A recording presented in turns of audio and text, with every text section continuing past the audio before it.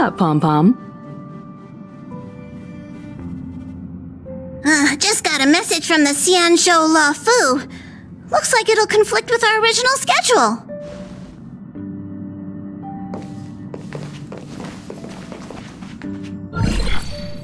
It's been a while, my friends on the Astral Express.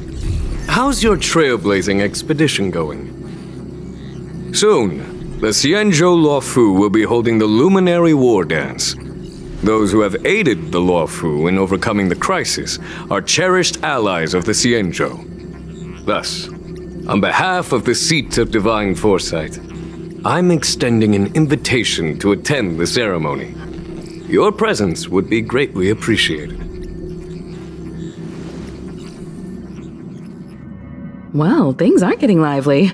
We've barely recovered from the family's Charmony Festival, and we're already being invited to another special event.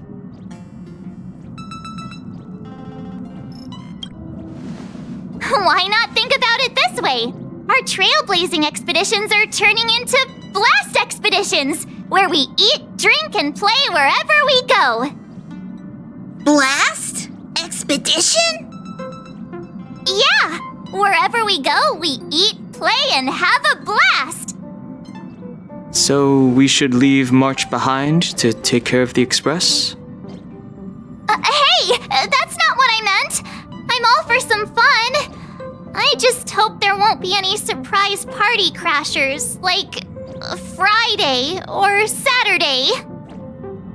The Xianzhou Luofu has recently overcome a crisis. By holding the war dance, they're demonstrating to everyone that they've returned to a state of peace and safety. But that's what everyone said before we went to Penacony. You'll be totally safe under the family's protection. No need to worry. The war dance is not like the Charmony Festival with all its hidden secrets. It's just a festival to honor the Rainbow Arbiter and the Cloud Knights, who fought against the abominations of abundance and protected the Xianzhou ships. Aside from star skiff performances, it's mostly martial contests. Nothing too different from the Taiki and Roboball contest we've seen before. What do you think, Himeko? Since we've accepted Miss Black Swan's proposal, we should probably head to Amphorius for refueling. There's certainly no rush. This trailblazing expedition is quite unique, and the Express needs to be fully stocked and prepared before moving on to the next stop. With Madame Herta's help, I was planning to deliver some Leviathan fossils from Kalinga Abyss to Ron May, member 81 of the Genius Society. It could earn us some favors before we set off. However, it may take a few weeks. So that means we're not going to the Luofu. Being an adult means maintaining relationships, whether we like it or not, March. Since we've been invited, it's only right for the Astral Express to attend the ceremony. So here's the plan. Pom-Pom will take everyone to the Xianzhou Luofu. Mr. Yang and I will meet up with Ron May and fulfill our promise. Meanwhile, you, March, and Dan Heng will represent the Express and attend the war dance. What do you two think?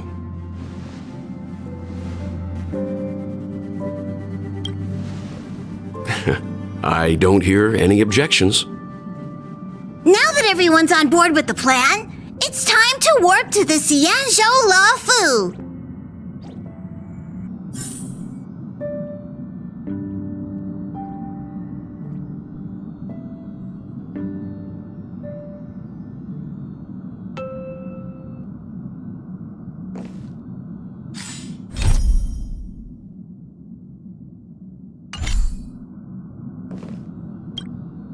Kalinga Abyss? What does she expect to find there? Current research on the Leviathan merely proves how little we know about such life forms. That's why geniuses are interested in that field. Science is all about uncovering the unknown.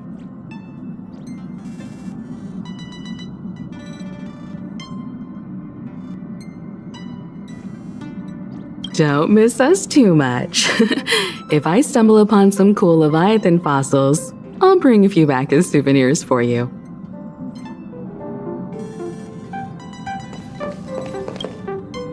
Kalinga Abyss. That's why geniuses are interested.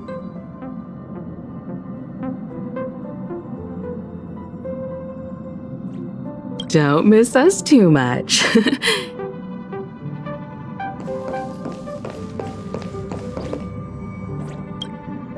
Himeko really knows how to convince people. Between Leviathan fossils and the Wardance, the latter definitely sounds more fun. By the way, Dan Heng, this time you'll be taking a stroll with us on the Luofu, right? And just let you two wander around aimlessly on the Luofu by yourselves? I don't think so. Plus, Mr. Yang is right. The Ambrosial Arbor crisis just ended, and both the long life and short life species are still feeling uneasy. And that's why Jing Yuan wants to organize the Wardance, to show that the Xianzhou Luofu is stable and safe. And since he has extended an invitation, it's only right that I visit my old friend.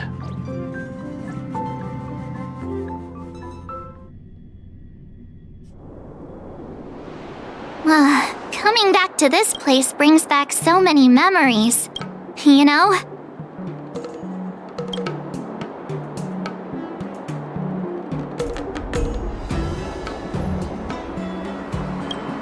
Well, it's nothing too poetic. I was just thinking about all the twists and turns we went through when we first arrived at the Xianzhou ship. This time, we're not being forced or enticed or chasing after wanted criminals. And we didn't have to sneak in through the cargo dock. This trip has been incredibly smooth. Quite unusual, I must say.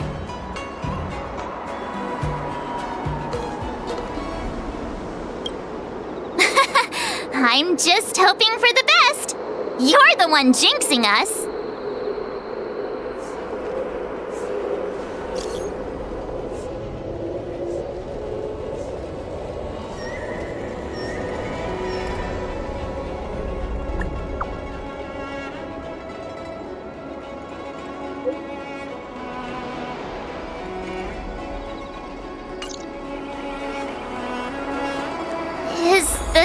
Starskiff Haven always this crowded? Oh, there's so many people here. I can barely hear anything.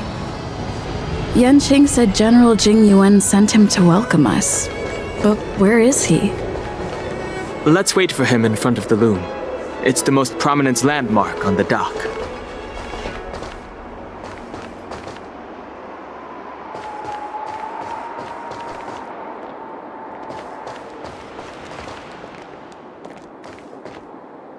You guys, hold on a moment. Did they just call us? Look at their outfits. They're from Penacony, right? Are you familiar with the Xianzhou Luofu? We know a little bit about it.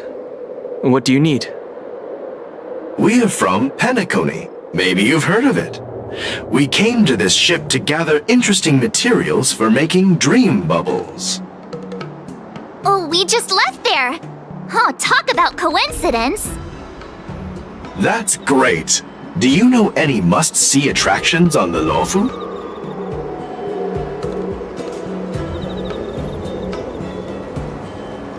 Exactly. We're Xianzhou experts. Most of the tourists around at the moment are here to attend the Wardance, and that's why we're here too. Yeah. We know about that ceremony, but isn't the fighting ring still closed? I've heard the ring was actually converted from a huge decommissioned Luofu fighter jet.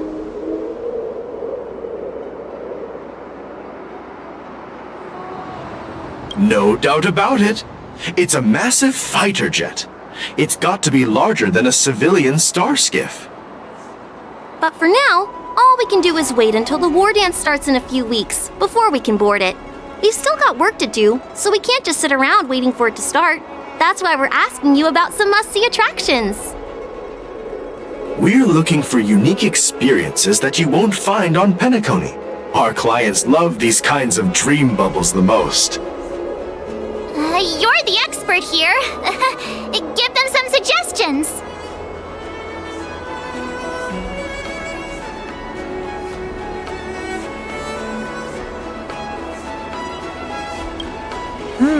Good idea. The everyday vibe of the Aurum Alley is a rare find on the planet of festivities. Everyday vibe. Yeah, our clients have had their fair share of adrenaline-pumping dreamscapes. Maybe something down to earth would touch their hearts. Thanks for the suggestion. We'll head to the Aurum Alley to gather materials.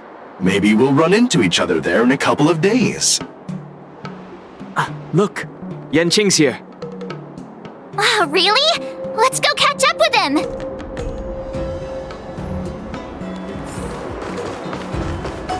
There you are! Everyone, this way!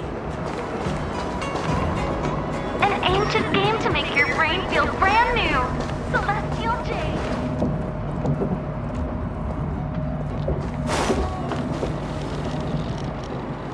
Hey everyone! It's been a while! Well, it doesn't feel like it's been that long since we last saw you. But, Yanqing, are you? What's up, Miss March? They say kids grow up really fast.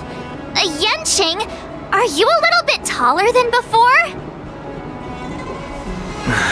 We've only been away for a few months.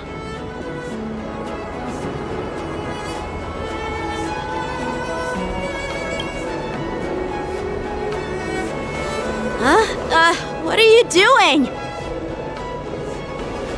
Sorry, but after our previous adventures, I've become suspicious of whoever greets us first.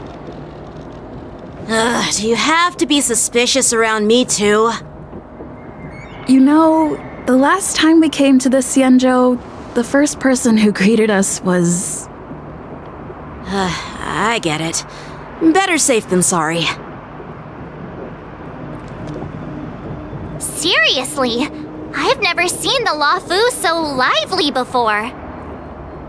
I was a bit worried that holding the war dance right after the Ambrosial Arbor crisis might be too soon, but seeing the bustling Starskiff Haven, I understand why General Jing Yuan chose this timing. Yep. There's people from other delves and travelers like you three who've come from afar. With the war dance coming up, there's a huge number of visitors pouring into the Starskiff Haven. The Cloud Knights are working hard to keep the security tight. The general said this ceremony would help the Xianzhou Luofu recover from the crisis. It's a way to showcase our martial spirit, reassure people, boost morale, and attract visitors from other planets to promote trade and peace. By the way, the Xianzhou Alliance places great importance on this ceremony too. The Xianzhou ships, the Zhuming and the Yaoqing, have both sent messengers to offer their blessings.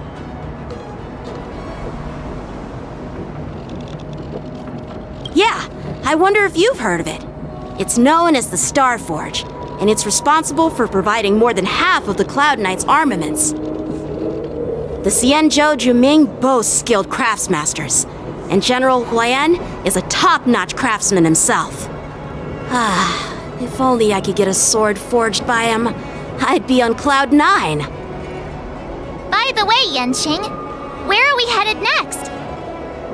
I'm sorry for talking your ear off. The General wants to catch up with you at the Palace of Astrum. He's been eager to hear about how the Express has been doing.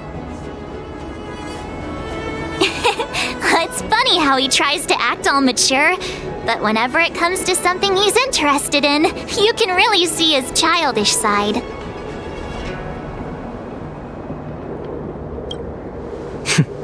I agree.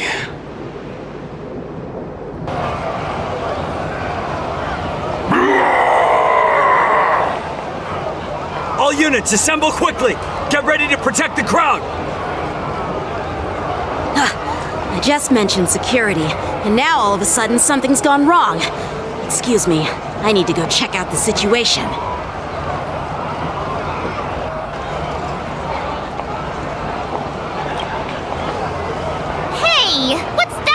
supposed to mean? We'll go with you.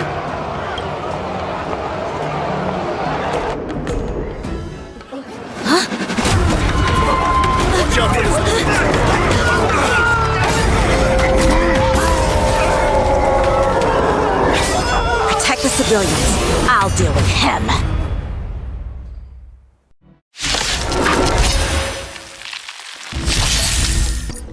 Borison? Why are there Borison here? No dirty trick. This ends now. Stand in position. Not good.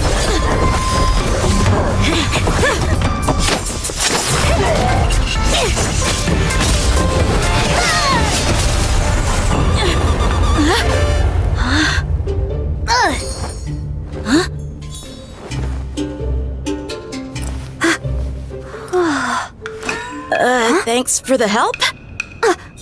Sorry, no time to chat. Could you give me back my... An ancient game to make your brain feel brand new. Celestial Jade. Wait, my sword! Let's just get down to business first. I'm sorry, but I'm afraid we'll have to put our plans on hold for now. I need to find out what's going on.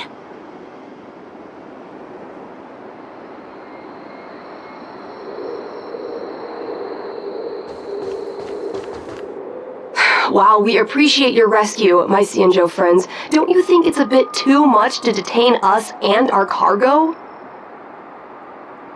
Sorry, but we've been ordered to detain you and your cargo for inspection until we figure out the source of the attack. Once we're done with the formalities, we'll let you and your cargo go. Oh, but this shipment isn't even meant for the Luofu, and it's IPC's patented technology. Who do you think you are to conduct an inspection? According to the protocol, all cargo arriving on the Luofu must go through inspection. Oh, but we didn't officially enter your dock at all. We just sought refuge in your dock because we were attacked by the Borisons. Looks like this argument could go on forever. Let's not get involved in a heated dispute that won't lead to a resolution.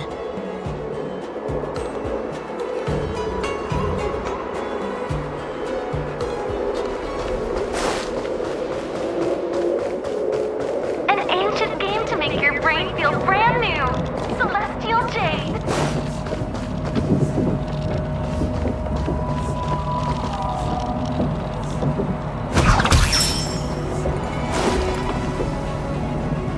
Who's in charge here? I need some answers. It's my fault. We let our guard down for a moment. I take full responsibility. With the Wardance approaching, safety should be a top priority. Now, tell me, how did Borison prisoners end up in Starskiff Haven? According to the protocol, Borison prisoners should be held on a starskiff and taken directly to the Shackling Prison under strict supervision without ever touching the ground. Who allowed a prisoner transport ship to dock at the passenger terminal? Please don't blame this captain. This incident involves the Zhuming's diplomatic vessel. Who are you? I'm Liu Jun, an officer of the Patrol Defense Squad. Thank you for your help, Lieutenant Yanqing. The situation unfolded rapidly and it shouldn't be held against the captain. Here's what happened. An IPC transport ship was attacked by the Borison just before arriving, and the Zhuming's diplomatic vessel came to the rescue. They fought off the Borison pirates and imprisoned them on their ship. So, an IPC ship was attacked by the Borison near the Luofu, and the Zhuming envoys saved them? Sounds complicated. Honestly, it gives me a headache too. The Zhuming diplomatic ship, adhering to standard procedure, docked at the passenger terminal to hand these criminals over to the Luofu. You know, with all the outsiders flooding onto the Luofu, the starskiff lanes are under immense pressure. The Borison desperados decided to put up a fight before the prisoner transport starskiff could get there. And that's what you just witnessed. We'll make sure these prisoners are sent to the Shackling Prison as soon as possible. I see. It's an unusual situation indeed. I'll report it to the security department of the Realm Keeping Commission and ask for their cooperation in handling the aftermath. Maybe I should gather more details from others so that the Seed of Divine Foresight can have a better understanding of the situation.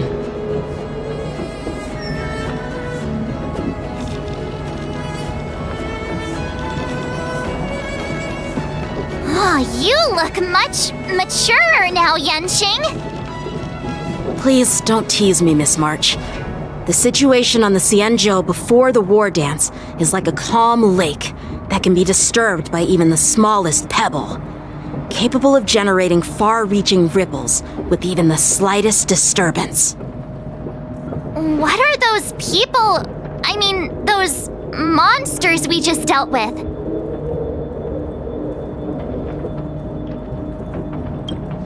Yeah, those werewolf monsters are known as Borison. They are abominations of abundance, and we've been fighting them for a very long time. The Borison have been a powerful force for a long time, plundering and enslaving many worlds. The threat they pose is just as terrible as the Swarm disaster, and the Alliance even had a fierce war with them 3 decades ago. Their presence has faded over the years, but who would have thought? According to that officer, they attacked an IPC ship near the Xianzhou Luofu. Such a brazen attack seems quite unusual to me. Yeah, that's what I find strange too. It seems like the IPC and the Borison have some serious grudges. Well, enough with the chit-chat. The General wants me to take you to the Palace of Astrum. I'd love to chit-chat a little longer, but there are some things that can't be left unchecked. Is it a serious matter? Maybe you'll need our help in hunting down the Borison? Thank you, but it's no big deal. By the way, that young lady who just appeared, she took my sword. I'm thinking of filing a lost property report at the Realm Keeping Commission to see if I can get it back. I doubt she did it on purpose.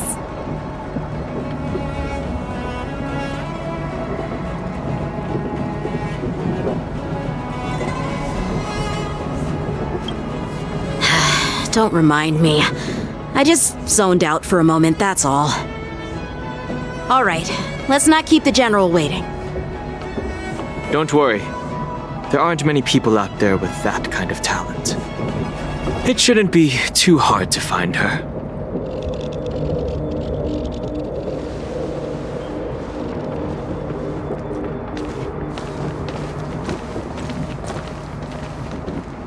There sure are a lot of troublemakers around.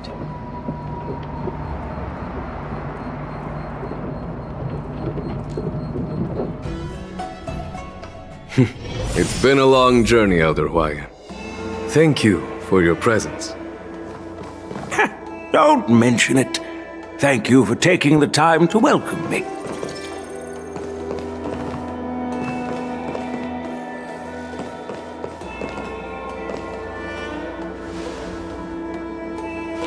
General, I brought our guests from the Express. Oh, I'm sorry for my bad timing. I didn't know you were meeting a guest, General. Don't worry, you're just in time. It's been a while, my friends from the Astral Express.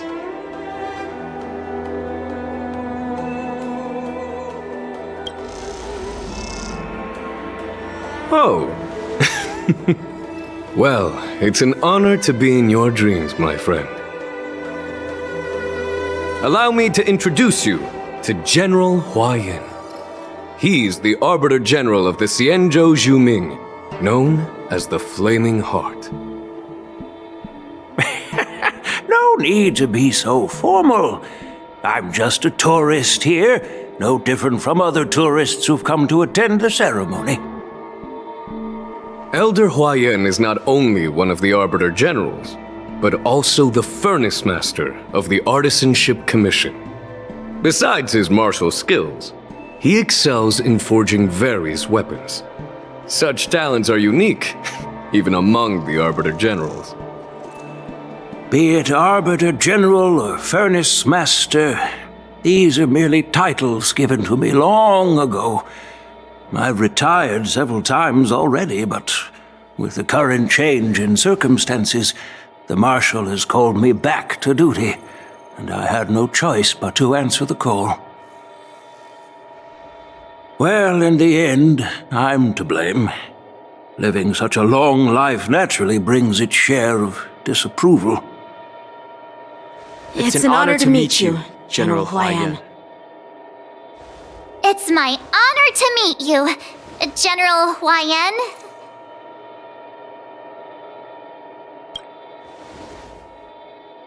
No need to be all formal. Today I'm just a guest on the Lawfu, the same as all of you. So, these three are the ones you mentioned, Jing Yuan? The heroes who helped you with the Ambrosial Arbor crisis? Indeed. There's Dan Heng, March 7th, and her. Without their help, I'm afraid the Lawfu might not have easily overcome this crisis. So, the Imbibitor Lune's reincarnation has returned to the Lawfu and will attend the Wardance. I'd love to have a drink with you should the chance present itself. You're more than welcome, General Huaiyan. And this young friend is? Yanqing, my apprentice. He remains by my side as my retainer due to his youth, which I hope will season him with experience. He will stand for the Lawfu's Cloud Knights in the upcoming Wardance, ready to take on all kinds of challenges. Great, great! It's a real treat to see so many talented young people around here today. Oh, I almost forgot. This is my apprentice, Yunli.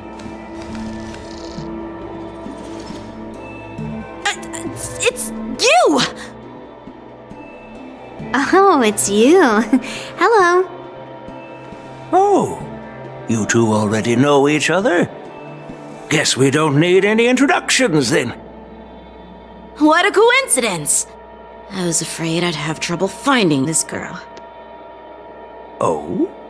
Now you've piqued my curiosity. Tell me, how did you two become acquainted?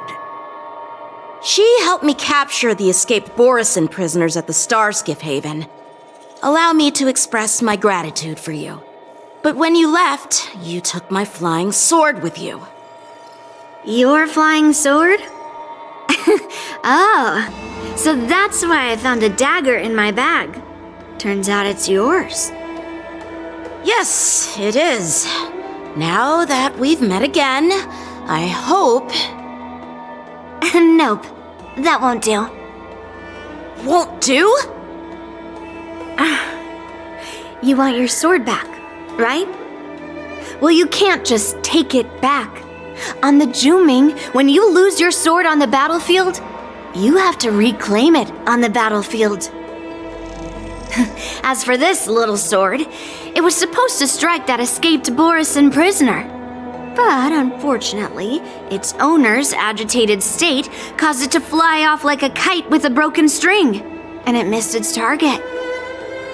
By the way, if I hadn't caught it and helped it hit its mark, that Borisin prisoner would have gotten away. Hold on a sec, Yunli. You took my sword without even asking, and now you're refusing to give it back? So much for Lawfu swordmasters. What did you just say? If you just stepped up and took your sword back from me fair and square, I would have totally respected you. But nope, you tried to play it down, expecting me to just hand it back to you like it's nothing. In front of everyone. With all due respect, you don't honor your sword, so you don't deserve it. Hasn't anyone told you that taking without asking is stealing? If you want to settle this with swords, Fine. Let's have a one-on-one duel right now. Yanqing. Well, that's more like it. Just be careful. Because I'm not as easy to handle as the Borisin. You two, be quiet and apologize to Yanqing. Hey! Whose side are you on, Grandpa? I don't take sides.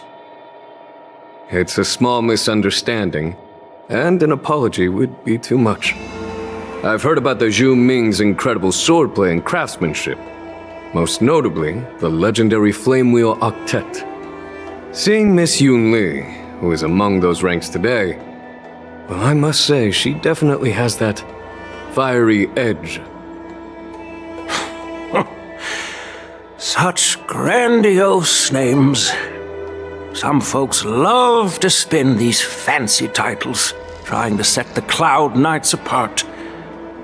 Yunli is still just a young girl, a bit awkward and hot-tempered, so please forgive her if she's being rude.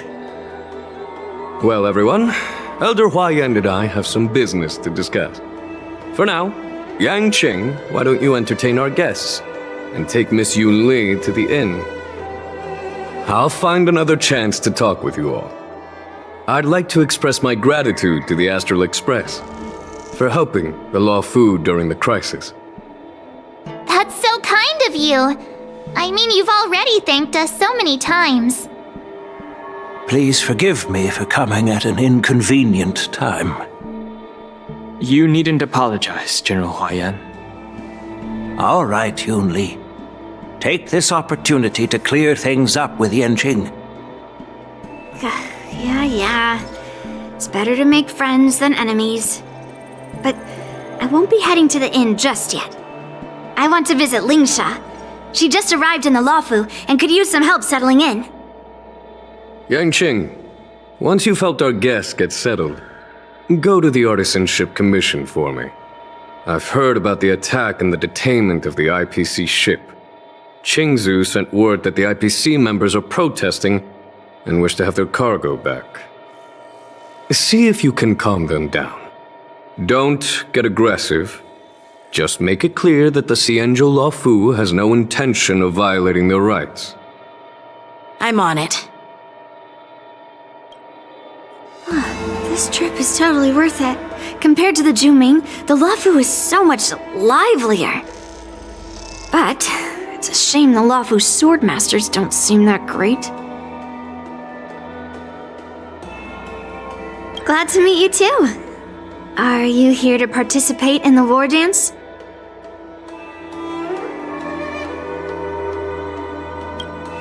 Of course. To honor martial arts, the Cloud Knight's Ring is always open to outsiders. If you can defeat the ringmaster selected by the Xianzhou, you'll not only win rewards and prizes, but also be making a name for yourself. Sounds tempting, doesn't it?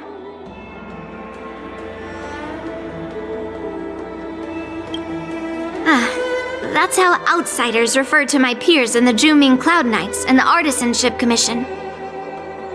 We all train under Grandpa's guidance, learning the art of craftsmanship and swordplay.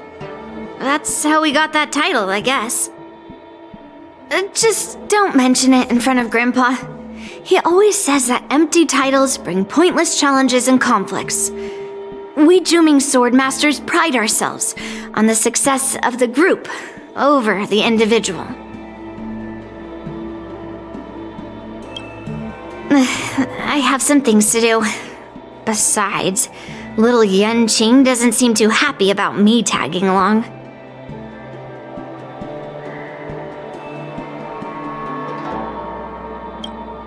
Yeah, you're right. I took it with my skills. So I guess you can say I'm a robber or something. How dare he imply I'm a thief? Totally different.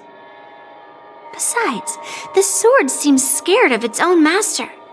I'd like to ask him, you claim to cherish your sword as your life, yet you don't even recognize the state it's in right now? I didn't intend to keep his sword.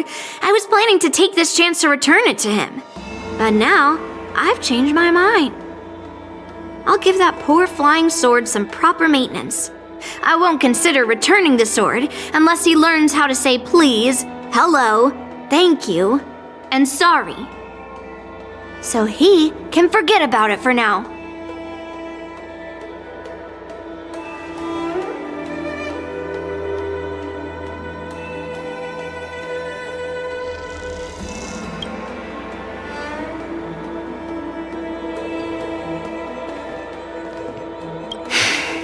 I'm sorry for Yanqing's rudeness.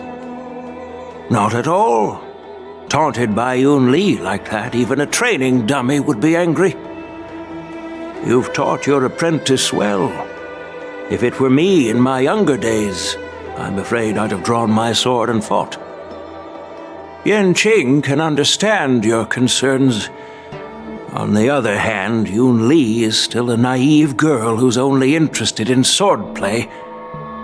Honestly, I brought her here to participate in the Wardance because Yanqing can understand your concerns. On the other hand, Yunli is still a naive girl who's only interested in swordplay.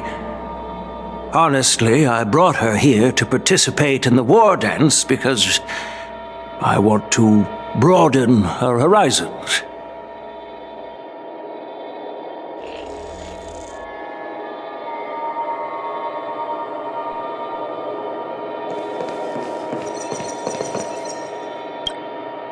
Hey, Dan Heng. I thought all the Xianzhou generals were like Jing Yuan. But that General Huaiyan, he looks so thin and scraggy, as if even a light breeze would knock him over. Is that old man really an Arbiter General? Well, each Xianzhou ship has its own division and specialty within the Alliance. Not all of the Arbiter Generals are good at leading the charge. You heard what Jing Yuan said, right? General Huaiyan was once the head of all the skilled craftsmen on the Zhongli.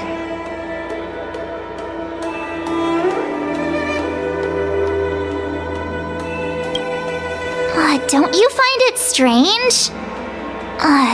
Do Xianzhou people age? I rarely see any old people on the Xianzhou ship, and when I do, they're usually travelers. But General Huaiyan looks like an ordinary old grandpa. Is he really a Xianzhou general? Good question. He's right there. So why don't you ask him yourself? Nah, I'd like to live a little longer. We should leave. General Jing Yuan asked Yanqing to entertain us, so obviously, he has important matters to discuss. Let's not waste any time here. This is the report Qingzu just sent me. Let me take a look.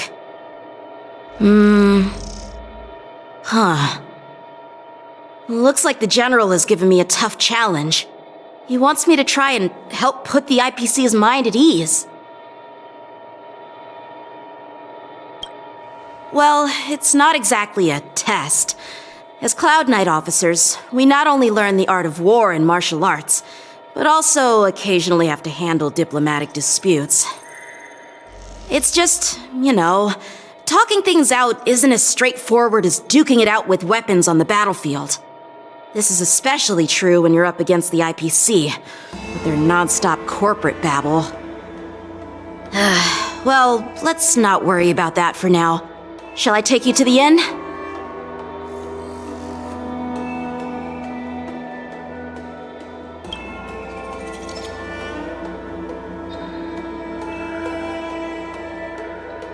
It is the Law Fu's honor to have you in attendance at the Wardance.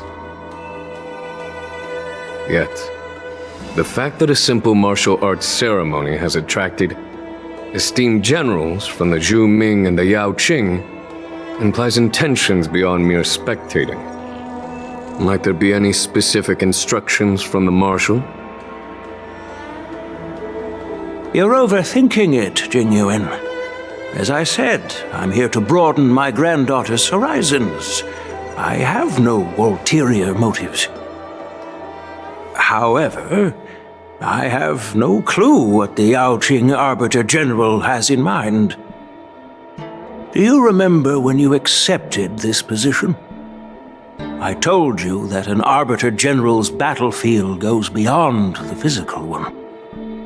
You'll need to lead and manage everything on the Xianzhou. The title of Arbiter General holds a weight far greater than its literal meaning. So many years have passed, and you've done well. However, longevity for the Xianzhou people can be a curse. Living too long means that every mistake you made will lurk in the shadows, and one day they'll eventually catch up to you. The Marshal knows everything that has happened on the Luofu. As for the Merlin's Claw of the Yaoqing, she has come specifically for you. Speaking of which, why hasn't she arrived yet? They say the Merlin's Claw strikes like lightning. Being late isn't her style. That's not true, General Huaiyan. She's been here a while, but I'm sure you've heard of her unbridled nature. As soon as she disembarked from the star skiff, she mentioned having something to attend to and simply disappeared. You must be the messengers from the Xianzhou Yaoqing, I assume.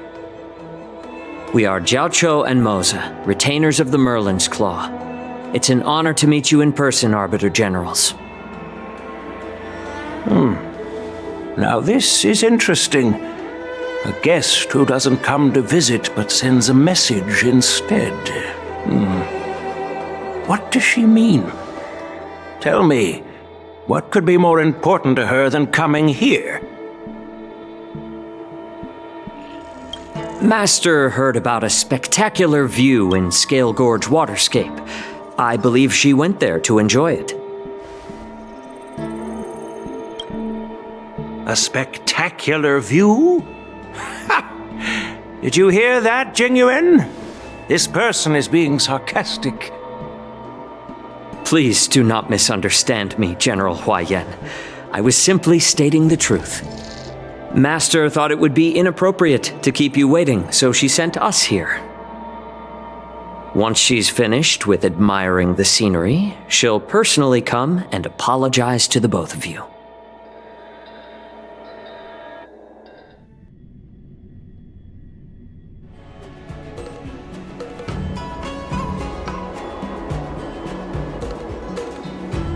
Drat! I forgot to ask Yunli to return my sword.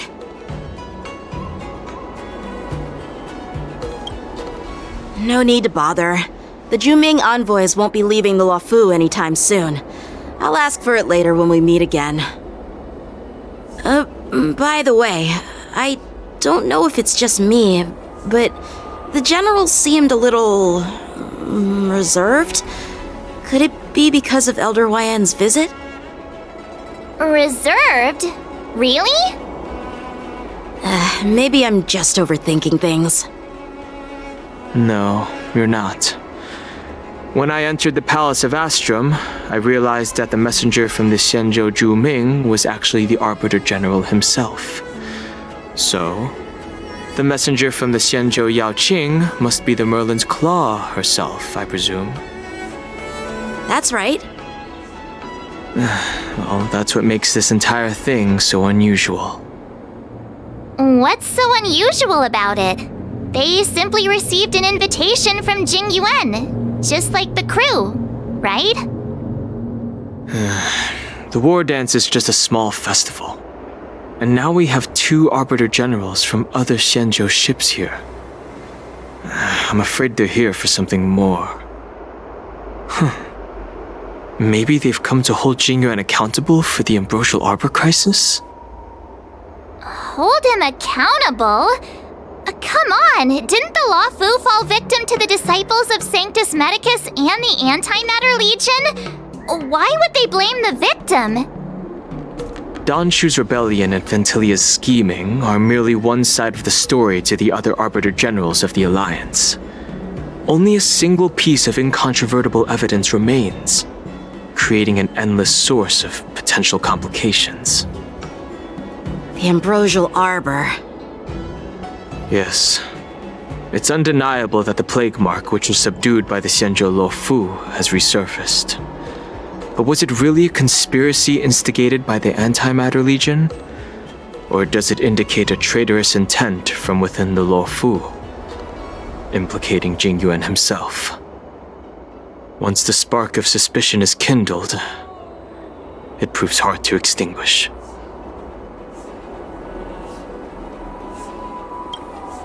The General must have had that in mind when he invited us to attend the war dance. What was I thinking? Seriously, here I was looking forward to a carefree and enjoyable trip, but it seems wherever we go, drama is just around the corner. Aw, I was so excited. I thought those Arbiter Generals were just here to see the ceremony. By the way, I heard that an alchemist from the Zhuming diplomatic ship has arrived, and rumors say that she's to be the new cauldron master of the Alchemy Commission on the Luofu. An alchemist from the Zhuming serving as the cauldron master on the Luofu? While it's not unheard of, the timing itself... Thanks to your words, Mr. Dan Heng, now I finally see the underlying tensions. The General is under tremendous pressure right now, but I was completely oblivious to his troubles. How naive of me. Come on, don't think like that.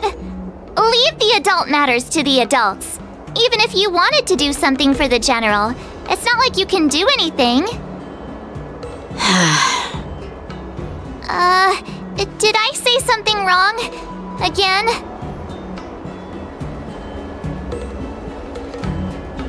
Miss March is right.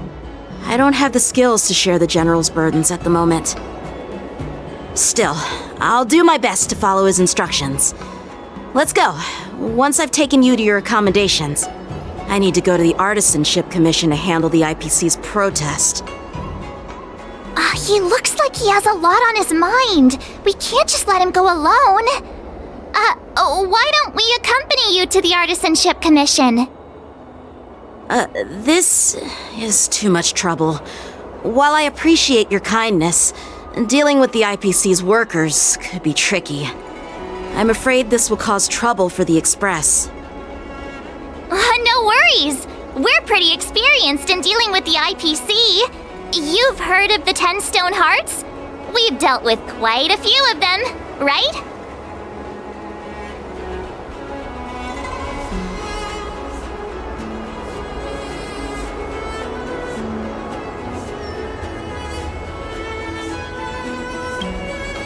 What's with you turning into a scaredy cat? I didn't see you worrying about lawsuits when you wrecked that giant mech. Well, since you're willing to help, I won't decline your kindness. Let's head to the Artisanship Commission and meet them.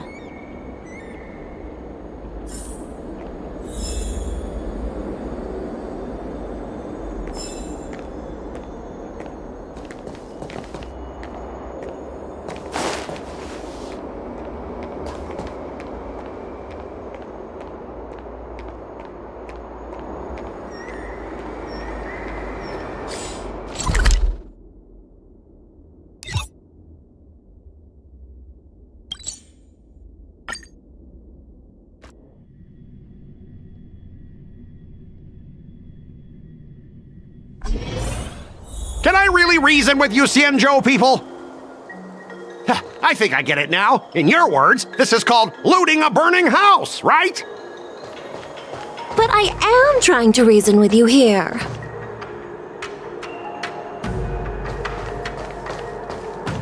Good quality.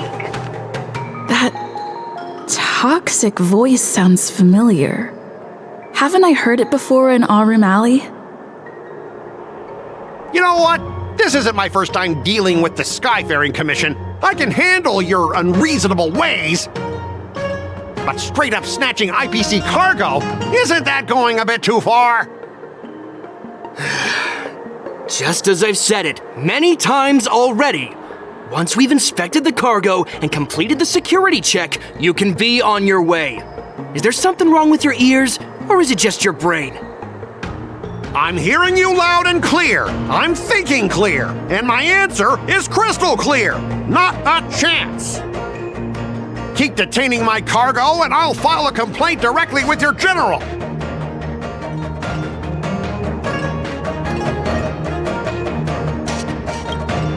You jerk! Who are you calling a dog? Wait, why are you here? You're staying on the Xianzhou, are you? What terrible luck! Wherever you go, disasters aren't far behind! Aren't you the guest from the Astral Express? What brings you and Yanqing to the Artisanship Commission?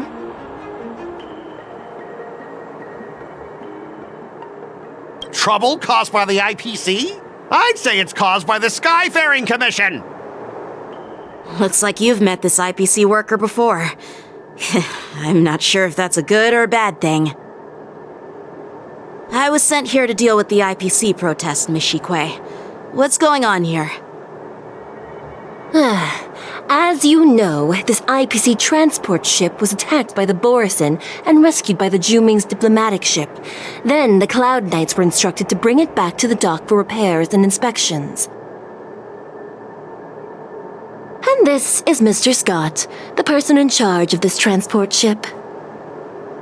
So, you're Skott. I've heard her mention you. Weren't you kicked off the Luofu before? Why did you come back? Like I wanted to come back. I thought I'd just dock at the harbor for repairs and leave this forsaken place for good. Little did I know, as soon as the ship entered the harbor, a bunch of Cloud Knights showed up and snatched all our cargo from the hold. What do you mean by snatched? I've told you 1,000,000 times. It's a security check. Then why did you bring the cargo to the Artisanship Commission? You even brought in some shady craftsmen. It's obvious you're trying to steal the IPC's patented technology! Listen here. Firstly, the Skyfaring Commission detected dangerous items that could possibly be weapons in your cargo hold. That's why they called me here, to double-check. Secondly, where the heck did you get the idea that I'm a shady craftsman? Even if there are dangerous items, what do they have to do with you? It's not even being shipped to the Luofu. We'll just fix the ship and be on our way. We won't unload our cargo here. But you'll have to stay in the port for several days before your ship is repaired and you can take off again. How can we just leave unchecked items sitting here? I understand, but we don't need to disassemble the cargo if it's just a security check, right? In most cases, we don't. However, our scans discovered that the cargo doesn't only contain machinery, but also some substance that resembles biological tissue. Biological tissue? Does this crate contain living things? I'm afraid we'll need to wait for the Alchemy Commission for further confirmation. In any case, according to our regulations, we need to unseal one of the crates for further examination. But this IPC specialist has been hindering us on the grounds of patent secrecy. The Alliance's regulations on biological products are very strict. Without further inspection, there is no way for the Skyfaring Commission to release the cargo. Oh, really? Fine! If anyone lays a finger on that shipment, they'll have me to deal with. It doesn't matter if it's mechanical or biological. It's none of your business. I'm filing a complaint against the Skyfaring Commission's ridiculous regulations. This Mr. Skott seems stubborn and difficult to persuade. Honestly, I really don't want to have a vicious confrontation with the IPC. I heard how you helped Aramali. The IPC representative back then was Mr. Skott, right? Since you've dealt with him before, it looks like I'll have to rely on you again. What are you guys whispering about over there? Just hurry up and give us back our cargo.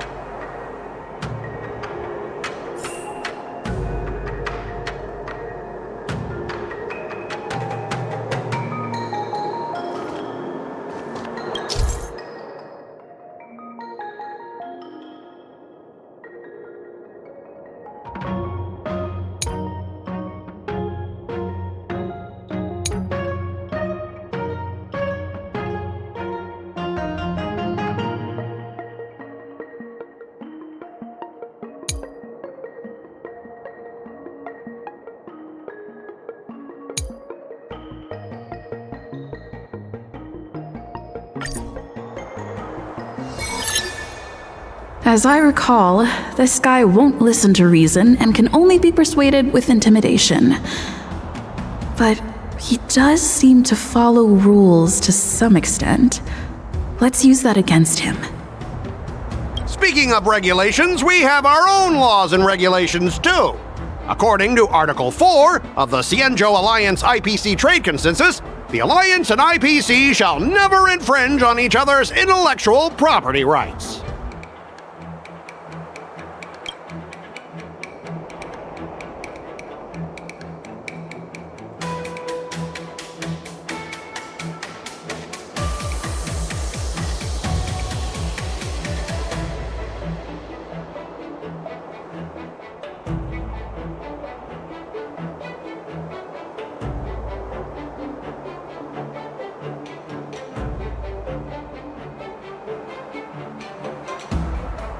The Alliance can sign a non-disclosure agreement with you. That way, you won't have to worry about any infringements, right? We can sign a mutually acceptable non-disclosure agreement in accordance with the IPC's rules.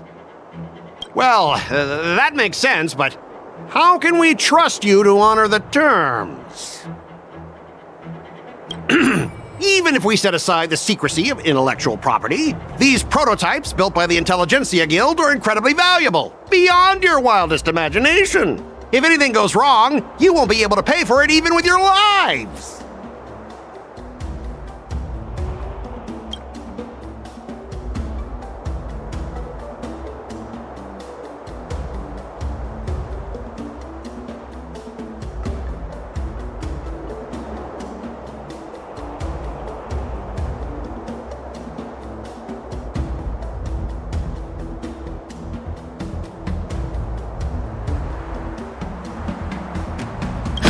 I've got a brilliant idea. I'll just smash everything with my bat, and then you can hire someone to assess the damage. That way, your cargo won't need any inspection, right?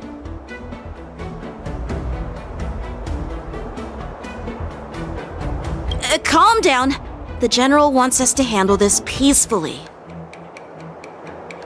So, this is the great idea you came up with? Fine. Why don't you just step over my lifeless body? Besides, the cargo on this transport vessel belongs to the Intelligentsia Guild. If you want to inspect the cargo, shouldn't you at least call in a member of the Intelligentsia Guild to be present?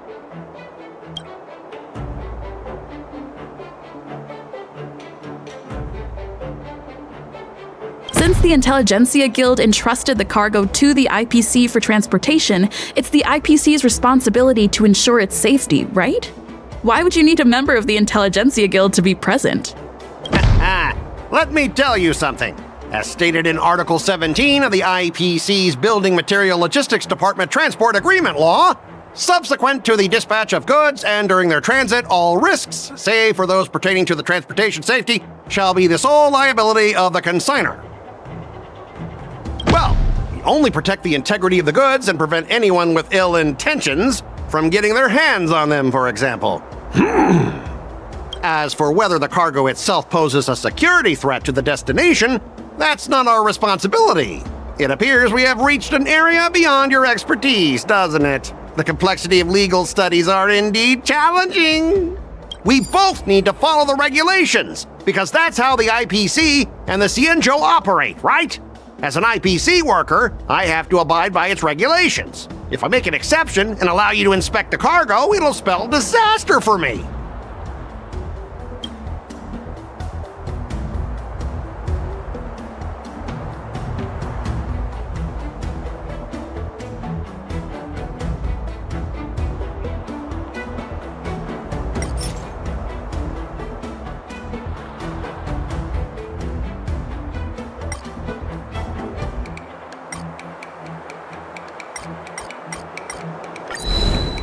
Huh? Could you repeat that? I didn't quite hear you. Could you say it again?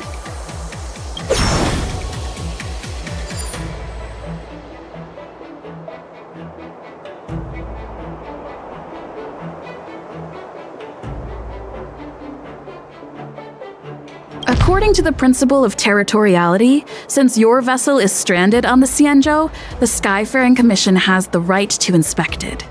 Indeed. According to Article 27 of the Xianzhou Legal Code, all official and private goods upon entering the port shall be subject to inspection.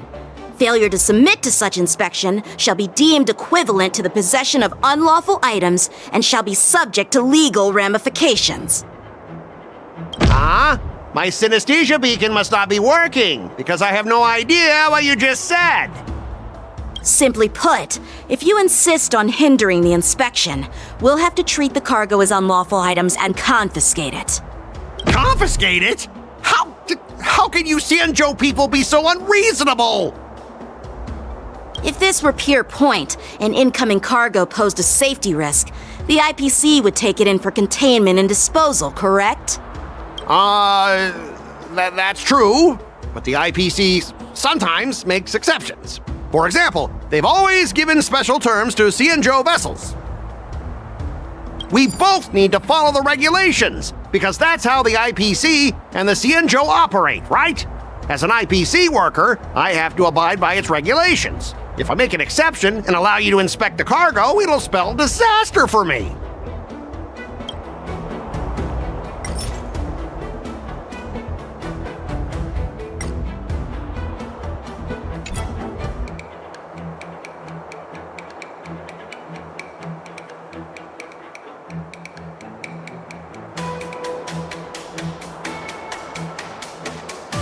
Everyone has their own set of rules. Now that you're on their turf, shouldn't you follow their rules too? Yeah, I get it. I know I'm on the Xianzhou, but if I violate the IPC regulations, I'll be in deep trouble when I get back. Well, you guys sure know how to argue your case. Fine, I'll allow you to do the security inspection. It's just that, I need some time to sort things out. This is a big deal. Let me talk to headquarters first. So, Mr. Skott, are you just stalling for time and planning to leave the Xianzhou as soon as your ship is repaired? To avoid the Skyfaring Commission's inspection? Well, IPC staff are free to come and go, as long as they don't break any laws. Yeah, you've got some insight there. Who are you again?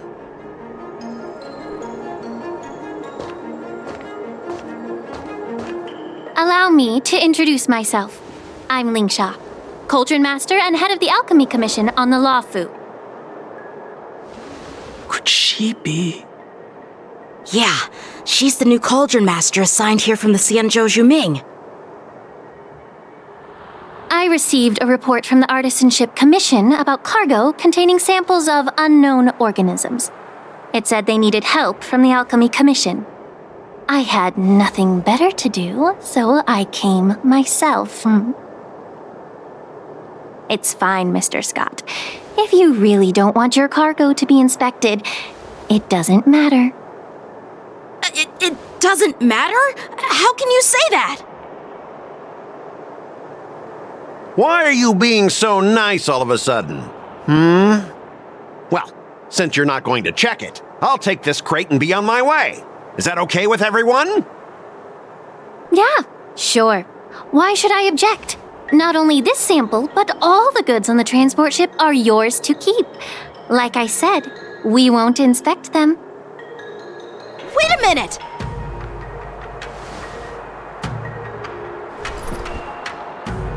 Well, that's more like it. If only the young displayed a more reasonable attitude, we could have sidestepped that altercation just now. Our ship will leave in a few days once the engines are repaired. Your ship can leave whenever you want, but I'm afraid I can't say the same for your cargo. According to the import and export regulation signed between the Xianzhou and IPC, all biological shipments can only leave the port when they have confirmed to be of no threat, or when all biological activity expires. Since we can't determine if your shipment is safe for the environment, I guess we'll have to wait for its biological activity to expire. Let me check the previous cases. Normally, it'll only take around 47-star calendar years. Only 47 years? Why so surprised? You're still young and full of energy. I'm pretty sure you'll live a few more decades. Have some confidence in yourself. Ha! Typical of a long-life species. Your words are dripping with sarcasm. While you may not care about time, I do. I'll be demanding double compensation from the Skyfaring Commission for every minute wasted. Sure thing, Mr. Skott. You seem pretty confident that your career and life will last long enough to witness this victory unfold.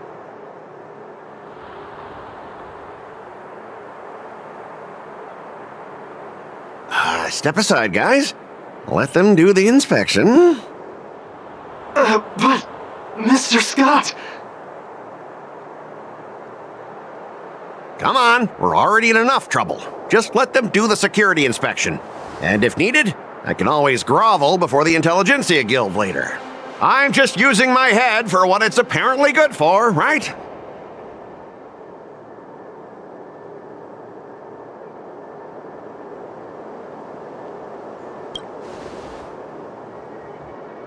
Well, honestly, at least you're not as annoying as that woman.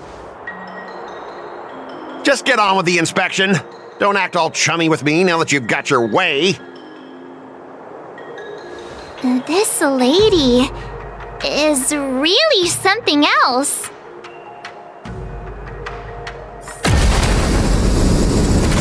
Is this the IPC product? Listen up. Any damages caused by inspections will be filed with the IPC.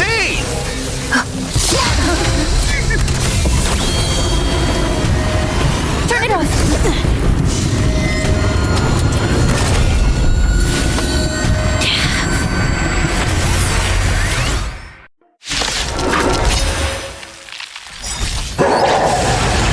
Oh, how unexpected. That was a surprise.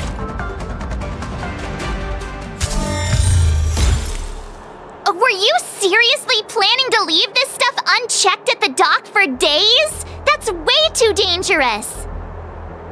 I had no idea about it. You must have accidentally triggered the cargo's defense program. I don't think trying to shift the blame is a wise choice. But seriously, I don't know why that thing suddenly started moving. I swear on the Amber Lord. Enough. Miss Shikwe, please escort our IPC guest to the Skyfaring Commission. I'm on it. Please follow me, Mr. Skott.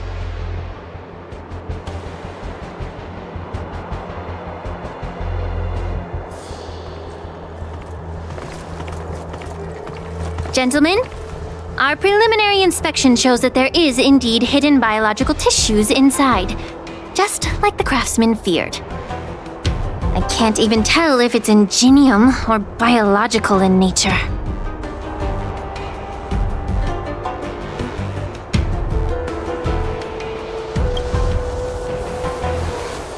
The core of this device is what they call wetware in industry slang. To put it simply, this machine operates with a kind of biological nerve as its control center. I'll take some samples for the alchemist to analyze and figure out where the biological tissue comes from. Why would the Intelligentsia Guild use such unethical technology? Perhaps they're trying to create a new weapon? Whatever the reason is, it's probably why the Borison attacked the ship. No wonder the IPC were trying to obstruct our inspection. I'll contact the Ten Lords Commission and ask the judges to come and give their final verdict on this. According to our rules, all prisoners and weapons involving dangerous creatures must be taken to the Shackling Prison for further sentencing. After all, it's the safest place on the Luofu. As for you, Mr. Craftsman, please go with the Cloud Knights and explain the situation to the judge.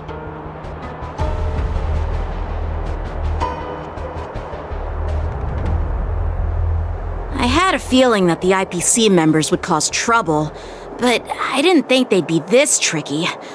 Thanks for your help, Miss Lingsha. I should thank you for saving my life. Your sword skills were impressive. Taking down that big guy. I thought the General's retainers were all burly martial masters. I didn't expect Yanqing to be so...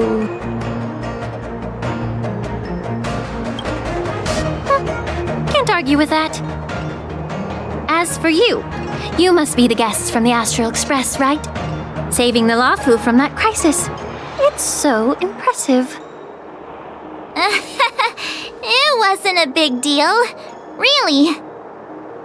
It's still early, so why don't we get some tea at the Alchemy Commission? We can discuss your suggestions for revitalizing the commission.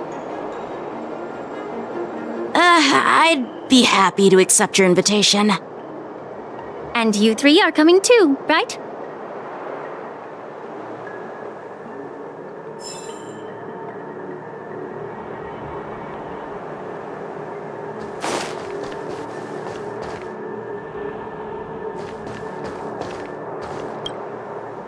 Nothing to see here. These machines are to be shut down. Keep your distance until then.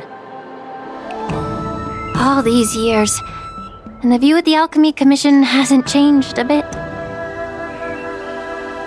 The tides come and go, but the ancient sea remains the same. For us Vidyadhara, there's nothing more nostalgic than our homeland. You're a Luofu native, Miss Lingsha? Yes, I grew up here, listening to the sound of waves while researching prescriptions with my mentors and peers at the Alchemy Commission. It's kind of sad, isn't it? Everything changes but somehow remains familiar. Just like you, Dan Heng, I traveled far from home, and now I've returned.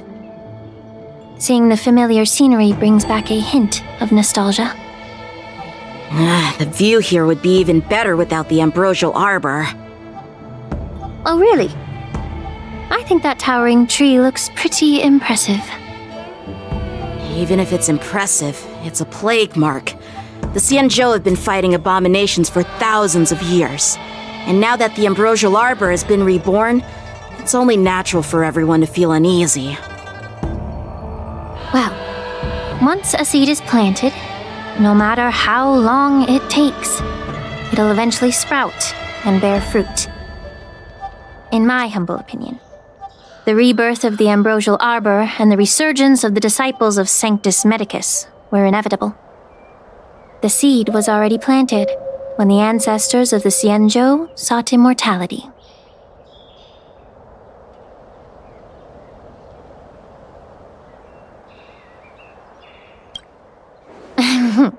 My bad. Well, since you went through the entire ambrosial arbor crisis firsthand, Dan Heng and Lieutenant Yanqing, I'd like to discuss something with you. What would you like to discuss, Miss Lingsha? I was lucky enough to be chosen by the Alliance to come in and clean up all the old grime in the Alchemy Commission. Honestly, the Alchemy Commission is riddled with problems and has reached a point where fixing it seems impossible. I'm looking to remedy this problem, but was wondering if you could provide any insights. Well, even though I'm a Vidyadharan like you, I'm an outsider, just like my companions here. I can't really say much about a remedy, but I do have a piece of advice, Miss Lingsha. The Vidyadhara and the Alchemy Commission on the Luofu have always been intricately connected. If you cannot distance yourself from these ties, Miss Lingsha, changing the situation within the Alchemy Commission may be quite challenging. I may not know about politics, but I do know that the disciples of Sanctus Medicus have been operating within the Alchemy Commission for years. If you're determined to root them out, maybe you should discuss it with the General.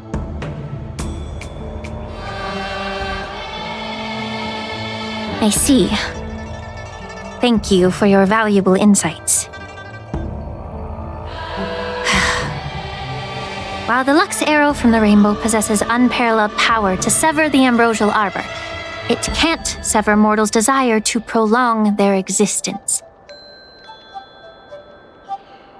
Just like how the Cloud Knights can eliminate the remnants of the disciples of Sanctus Medicus, but are unable to calm the hearts and minds of the people within the Alchemy Commission.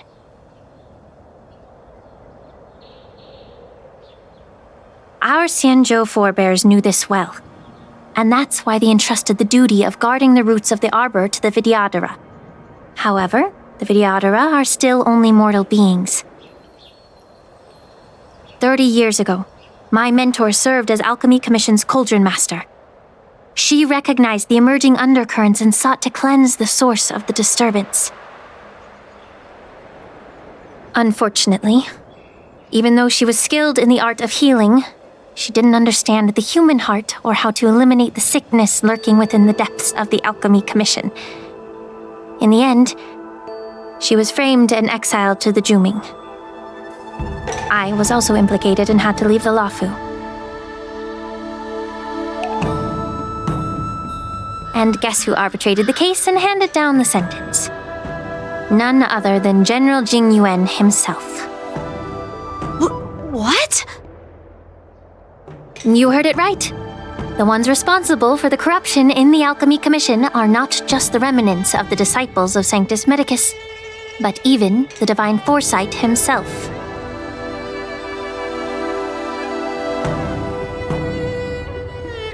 Alas, why is your face turning pale, Yanqing? Don't worry about it. I understand that when someone holds a position of power, they may sometimes have to make tough decisions. I won't hold any personal grudges against him. Besides, at our age, holding personal grudges is a luxury we can't afford. Lingsha, you're back! I've been waiting ages for you!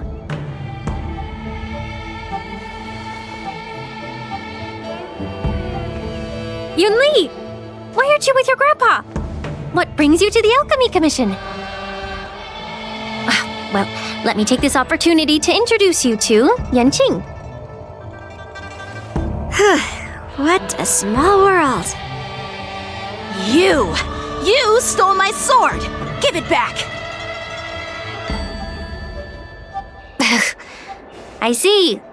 Let's skip the introduction part then. Why do I keep bumping into you? Are you stalking me or something? Of course not. Unlike you, Miss Yunli, I have important things to take care of. You, on the other hand, seem to have all the time in the world to wander around without returning my sword. Grandpa used to say that a sword reflects its master.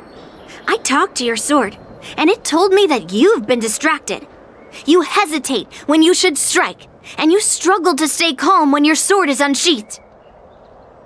Now that I see you again, I realize your sword was right. It wasn't me who took your sword. It was you who lost focus. Do you really expect me to believe that nonsense? I've been taking it easy on you because you're a guest from the Juming, but you're not taking the hint. Don't people from the Juming know you're supposed to return what you've borrowed? Just look at this flying sword. Even if I gave it back to you now, it'd just be taken away again in a few hours. You know the Cloud Knight saying, a Cloud Knight must never let slip their weapon, yes? Well, sure, I can give it back to you now, but on the battlefield, that's a whole different story. Poor flying sword. Fine! You don't have to give it back, because I'll take it back myself!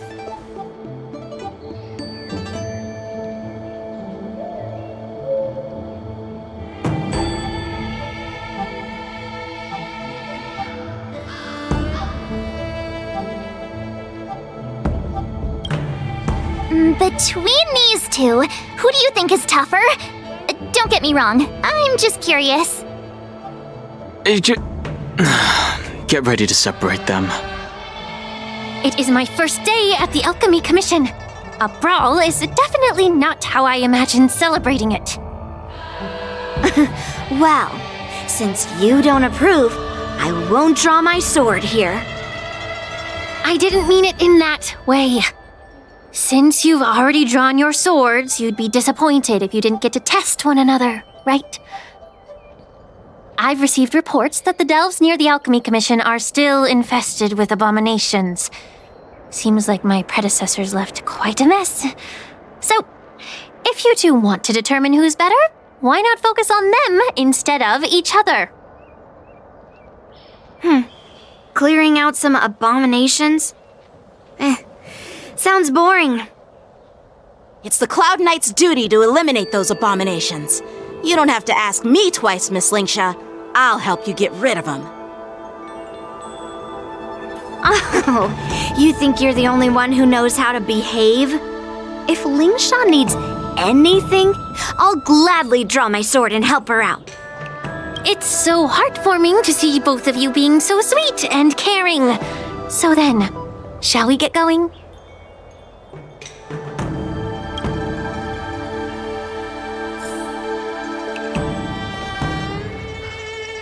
Are you all ready?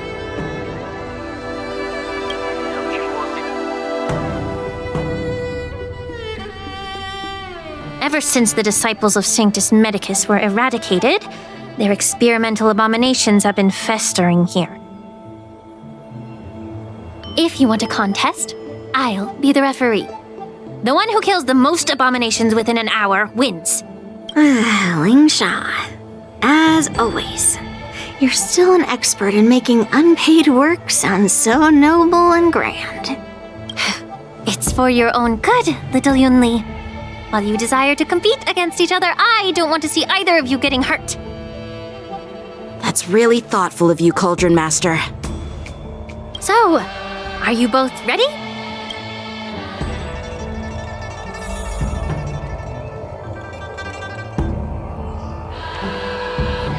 Yeah!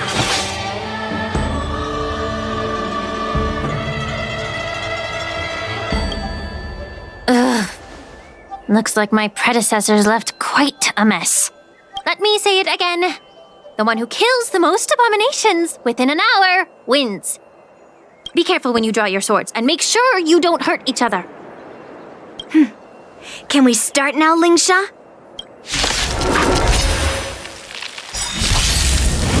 No dirty tricks. Time for swordplay!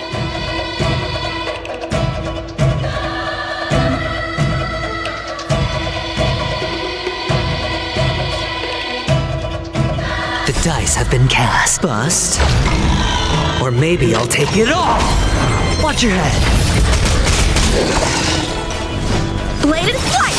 Initiate cleanup. Attack! Rhythm get messed up. Like fun till everything burns to ashes! Let's improvise. The mood is set. Let the show begin. Fight to live! I didn't expect someone who can't even hold on to his sword to actually have some skill.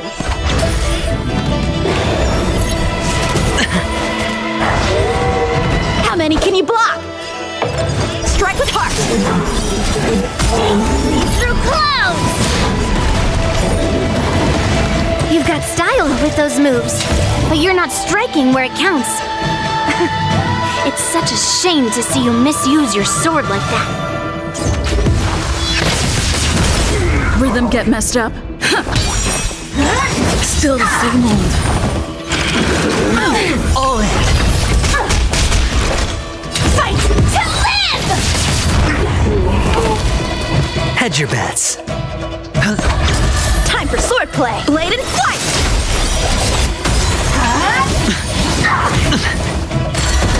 Initiate cleanup. Detonate! Stay in step. Dreams do come true.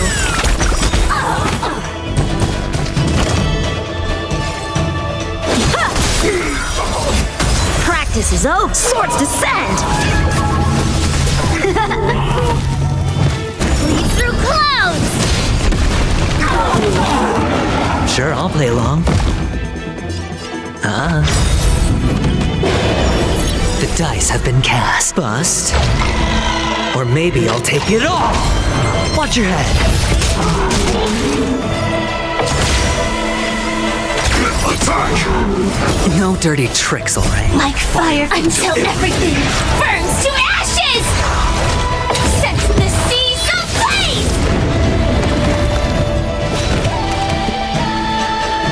The mood is set. Let the show begin!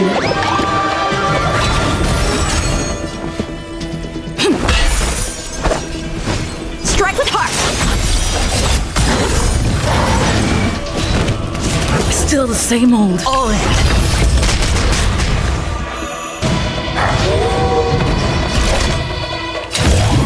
Fight to live! Hedge your bets. How many can you block? Blade and fight! Stand to earth!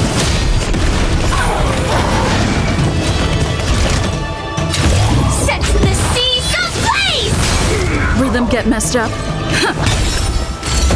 A one-time enemy! Strike with heart! Stand in position. Detonate! I win, Miss Yunli! You got lucky. Why don't you just give me back my sword, sincerely apologize, and then go cry your eyes out to your grandpa? Consider yourself lucky that I'm not interested in your rusty sword, as I don't have the nasty habit of snatching other people's weapons.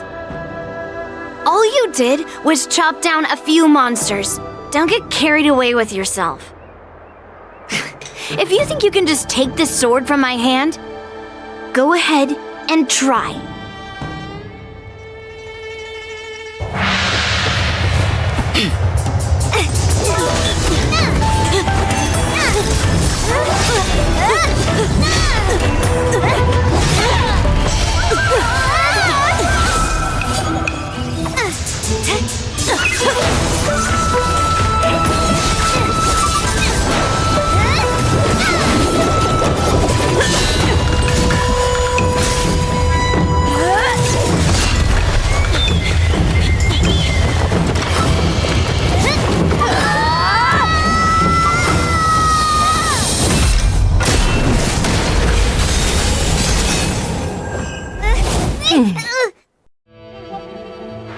Well fought, my young friends.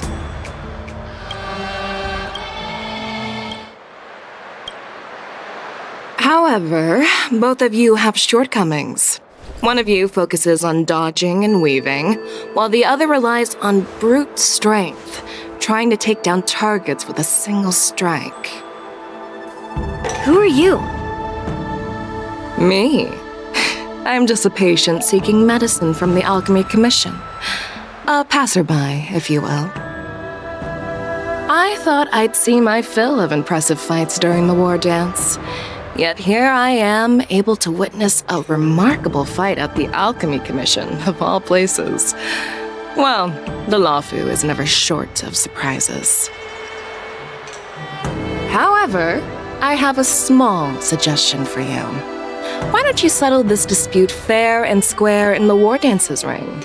That way, you can resolve your differences with a proper duel and put your grudges behind you. Grudges? No, not at all.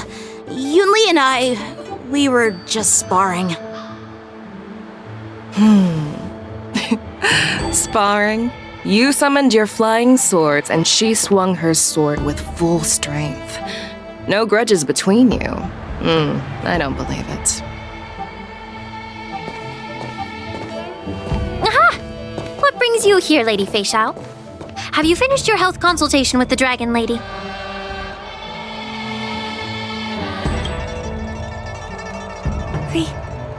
Feixio? Grandpa always talks about you. Could it be that you are... The Merlin's Claw of the Xianzhou Yaoqing? Looks like I'm quite famous on the Xianzhou Luofu, too. Of course. Everyone has heard of the great general. Known to all, and unbeknown to none. Great General. Isn't that title a bit too narcissistic? I don't like it. Ooh, I heard there's a dozing general on the Luofu, so I came up with a humble nickname for myself. The Lacking General. Lacking in worries, regrets, and rivals. Sounds much better, right?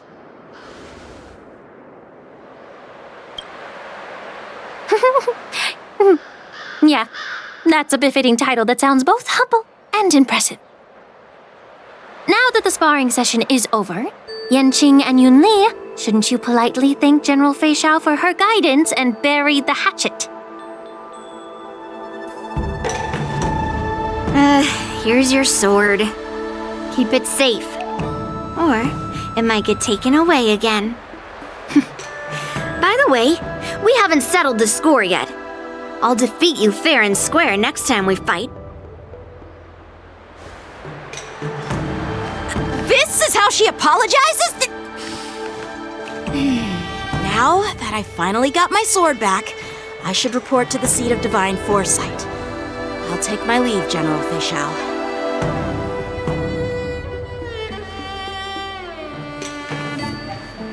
Oh, by the way, Miss Lingsha, if you've got some free time, I'd like to invite you to the seat of divine foresight for a chat with General Jing Yuan.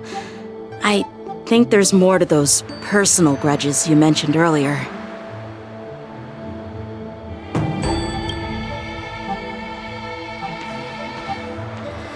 Thanks for stepping in, General Feixio. Otherwise, I'd have had to knock them out with my incense. Not at all. Just doing what you asked. How about we call it even as payment for the healer lady's consultation?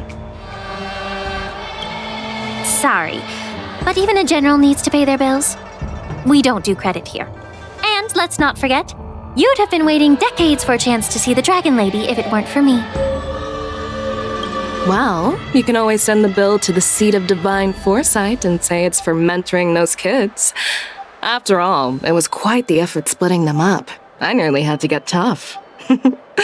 Now, if you'll excuse me, I need to find a spot and get some fresh air.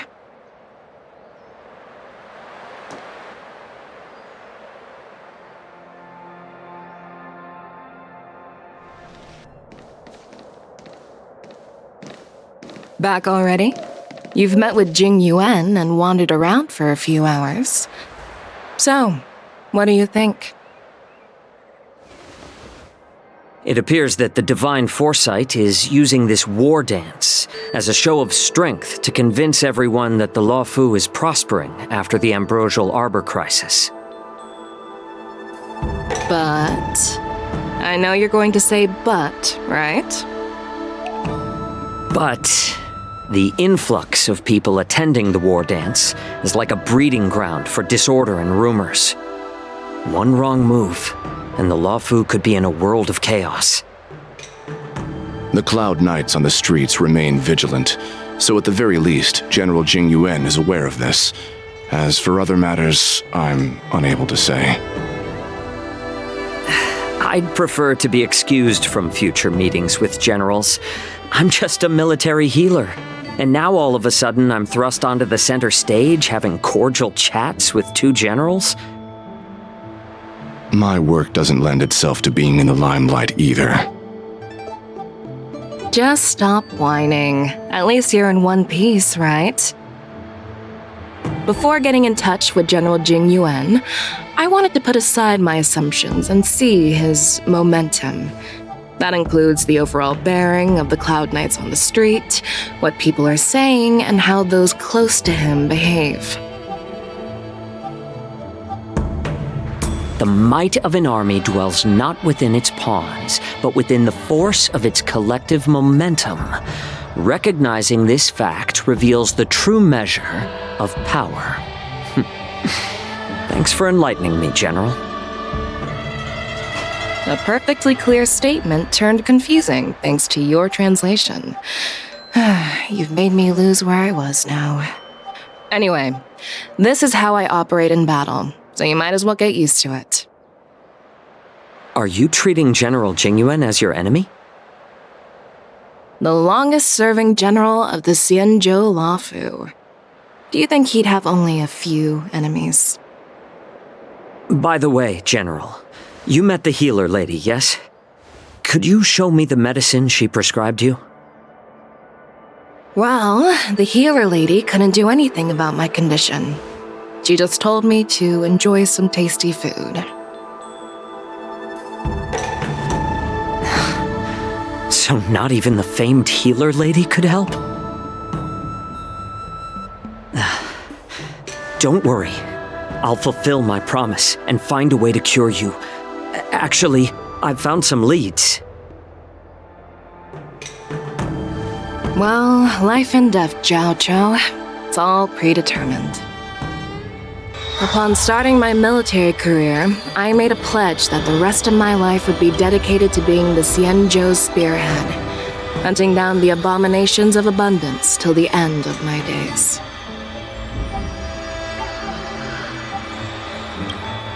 As long as I can fulfill that deep-seated desire, I don't care how long I live. You asked if I view General Jing Yuan as my enemy. No. My real enemy has always been myself.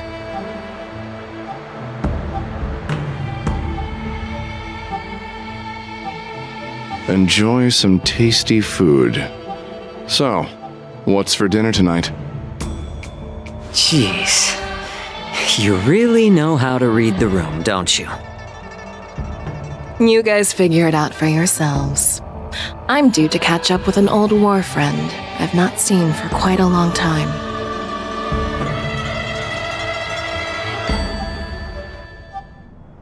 Hey! Was that the Yaoqing general who just dropped in out of nowhere? Oh, she's so awesome! I mean, when Yunli swung that massive sword, she just casually blocked her attack with ease. Mine too. Yeah. But to go up against Yunli is quite impressive, you know? That aura of heroism and grace, it almost makes me want to learn Xianzhou swordplay. You think so too, right?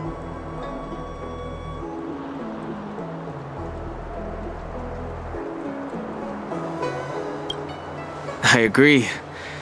General FeIxiao is indeed impressive. I was talking about Yanqing, actually. Thanks for the kind words, Miss March. The Wardance is coming up, and I've been chosen to represent the Cloud Knights in the ceremony. I've had my fair share of defeats lately, and even though I know there are always more skilled swordmasters out there, seeing General FeIxiao's skills today has made me feel a bit uneasy again. Don't underestimate yourself. After all, generals won't fight in the ring during the war dance. Just remember the state of mind you had when you single-handedly took on me and Blade, putting life and death aside. With that mindset, you can prevail against most challengers. I see. Thanks for the advice, Master Dan Heng. By the way, now that today's events are over, General Jing Yuan wants to invite all of you to the Seat of Divine Foresight. He has something important to discuss.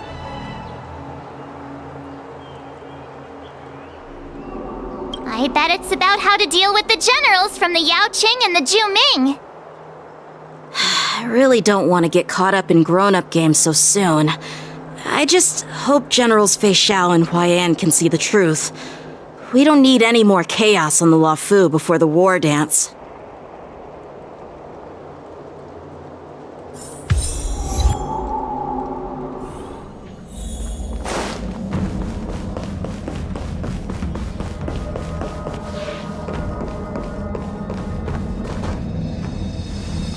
Earlier at the Palace of Astral, I introduced these guests from the Astral Express to you, Elder Huaiyan. But with all the people around, we only exchanged pleasantries. Now, I'd like to officially introduce them to you.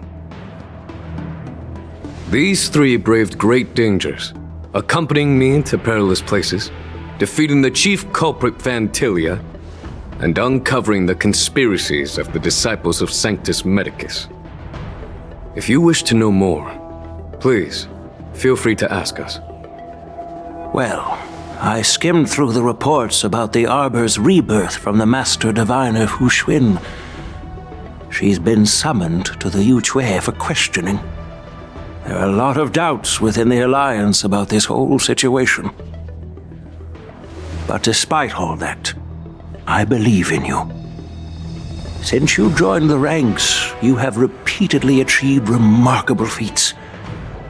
After the High Cloud Quintet each went their separate ways, despite the many criticisms within the Alliance, the Marshal still stood firm against the dissenting voices and entrusted the Luofu to you. Over the years, you've served the Alliance with loyalty and wisdom.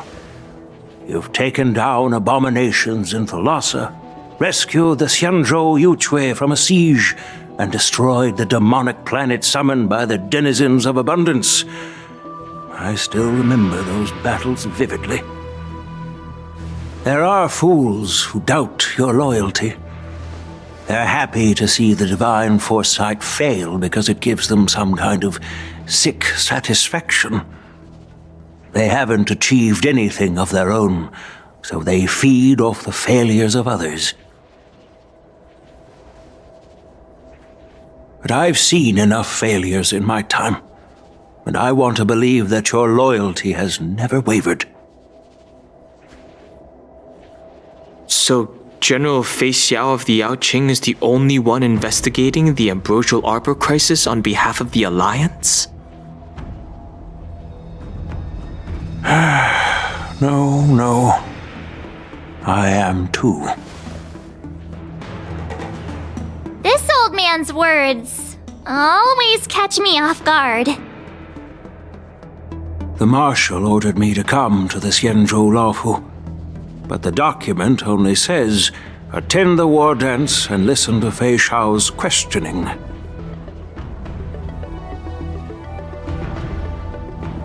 No need for that. You're all important witnesses.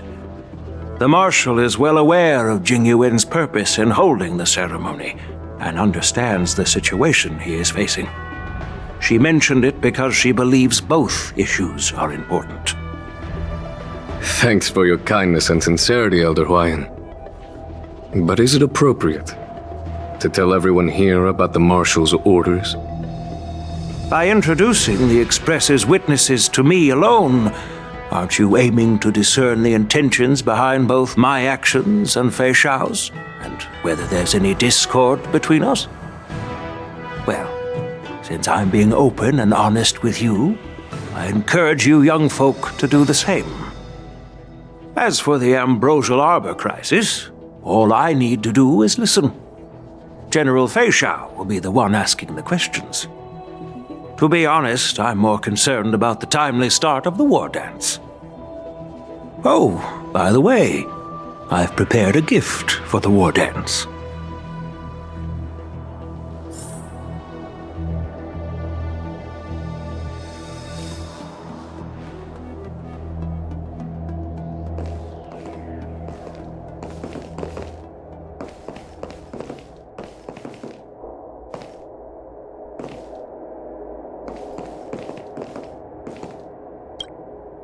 Yes, it's this case right here.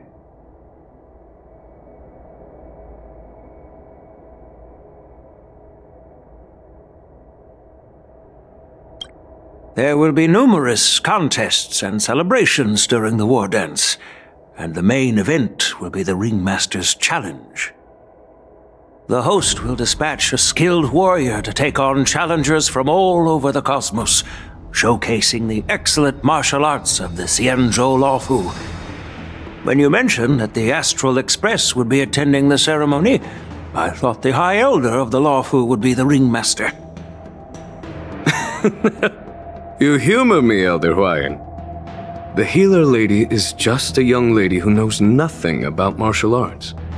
How can I assign her as the ringmaster? I'm no match to you when it comes to joking. What's this box for? Why don't you open it, General Huaiyan? This sword case is intended for the Wardance's award. It's empty now, but in a few days, a precious sword will be delivered and stored inside. I don't mean to boast about our skills, but this sword represents the pinnacle of the Zhuming's craftsmanship. It has a legendary history, full of heroic tales from foreign lands, tales that are too detailed to be summarized in just a few words. Since the delegation delivering the sword hasn't arrived yet, I'll just leave the case here for now. I've been wondering who would be worthy of such a sword. And then it hit me. I can award it to the champion of the Ringmaster's Challenge. The ceremony's champion is sure to be a perfect match for the sword. Moreover, I hear that Yanqing is an excellent swordmaster, and that he will be representing the Luofu as the Ringmaster, so it seems like a perfect gift for him. Thank you for your generosity, Elder Huaiyan. If you want to give me a sword, just say the word, Grandpa. No need to beat around the bush. You've got confidence, my girl, but I don't think you can best Yanqing. I know you're all about swords, Miss Yunli. It's just a shame that it's the sword that ultimately chooses its rightful master. Yeah, and even if someone gets their hands on such a precious sword, it'll probably end up in someone else's. The outcome of our duel at the Alchemy Commission is still up in the air.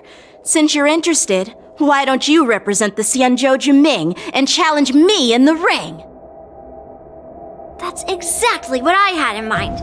Nobody knows who's gonna come out on top. It could be me, could be someone else. It'll probably be me. But whatever happens, it won't be him. Not to be rude or anything. We've been watching their drama. I'm dying to find out who beats who. Quiet down. We have other guests here. I've prepared this sword to add some excitement to the ceremony, not to have you two squabble. It's not a good look for the Alliance. While you both seem confident that you'll win, you need to remember there can only be one winner and one loser in the ring, which could lead to hard feelings. Actually, I have an idea. We don't know who the winner will be, and it might not be either of you. But if you're eyeing that prize, you'll need to work together. I want you to take on an apprentice who will take part in the Wardance and win at least one match. How does that make sense? In my humble opinion, while a Cloud Knight is commendable by securing victories, it's even more so to pass on your skills and spread the way of swordplay. I'd be greatly pleased if this apprentice could represent the Express in the Wardance by displaying their Cloud Knight flair and prowess. Well, Elder Huaiyan's idea is quite interesting. Imparting swordplay skills requires teamwork, and both the winner and the loser will learn a valuable lesson regardless of the outcome. The question is, whom should the two of them take as an apprentice? Huh? Who? Wait, me? I noticed just now that Miss March seemed quite interested in the outcome of your sword fight, so I thought, why not teach her the art of swordplay? Wait, are you serious, General? Why am I being dragged into this all of a sudden? I've never practiced swordplay before. I'm a total newbie. You really think I can learn it? Well, you'll probably realize I have no hope and give up on me. And that'd be so embarrassing.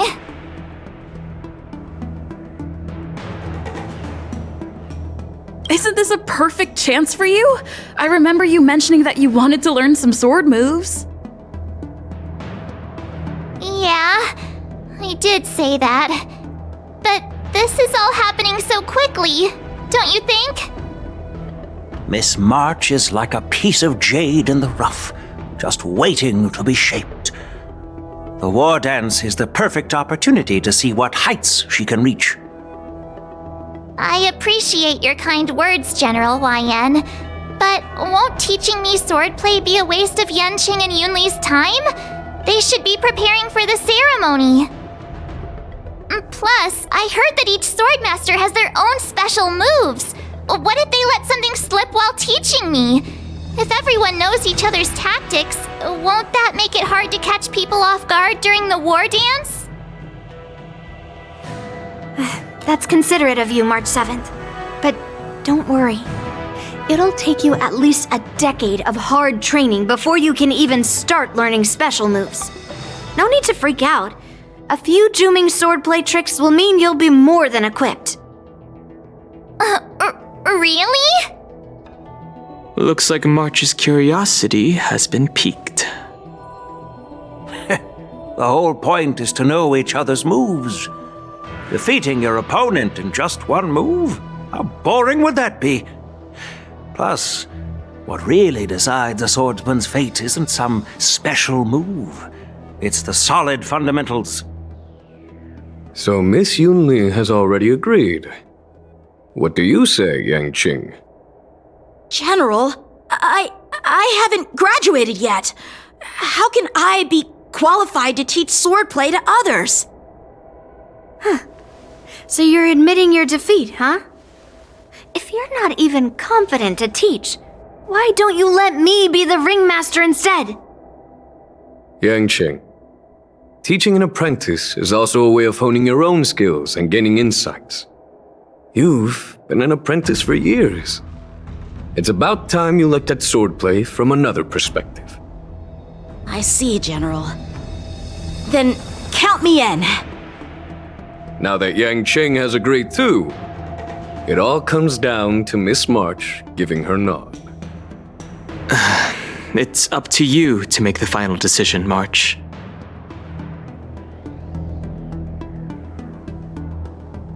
At least that way, I won't have to worry about you accidentally shooting me in the butt all the time.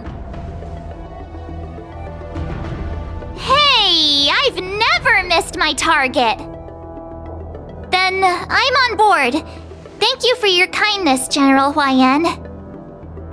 Great! Starting tomorrow, Yanqing and Yunli will teach you the basics of the Cloud Knight's swordplay.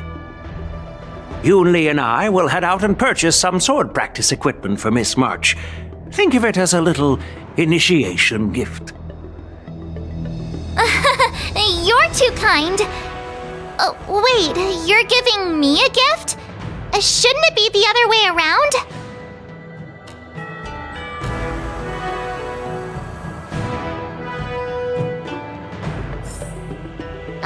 General Huaiyan's gone.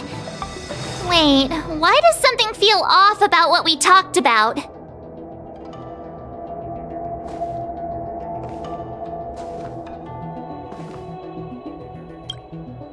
I think we strayed off topic. How did things even get to this point? Yeah, I brought you here because the General said he had some important matters to discuss. But how in the world did Yunli and I suddenly become Miss March's swordplay mentors? Because General Huaiyan wants us to stick around on the Luofu for some time. But from his point of view, we're no different from all the other tourists who may leave at any time. Since the crew's actions were mentioned in the Luofu's operations log were given to the Alliance, he probably wants to see firsthand if we're as capable as the report claims, or if we're just some made-up excuse to save face. And he wants to see it for himself during the war dance, which is why he even dragged Yunli into this. What began as a simple contest between two swordmasters has now evolved into you two collaborating to mentor March. Elder Huaiyan is still that tricky general who likes to give everyone a headache. My apologies. Truth be told, I invited all of you to the ceremony because I wished for you to act as my witnesses. I apologize for not disclosing this information earlier. In the coming weeks, I'll also invite all of you to a meeting with General Feixio, where you may need to answer her questions and clear up any doubts she might have. So please, be prepared for the meeting.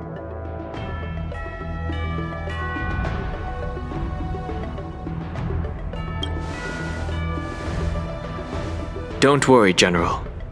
No matter what happens, I'm prepared to stay here as the Express's witness and answer any questions. Thank you, everyone.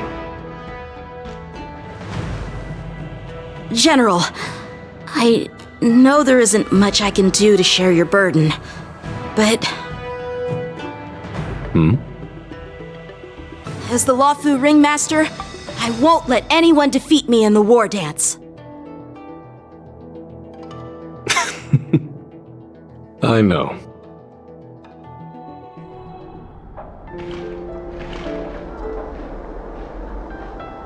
The illustrious Merlin's Claw waiting for me? And for so long, too? It's quite an honor. It's been a while, General Feixio. It's been 30 years since we last saw each other. Right, Yukong? Yes.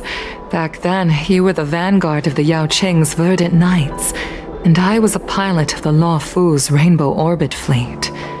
Who would have thought that upon meeting again, you'd be a general, and I'd have given up flying?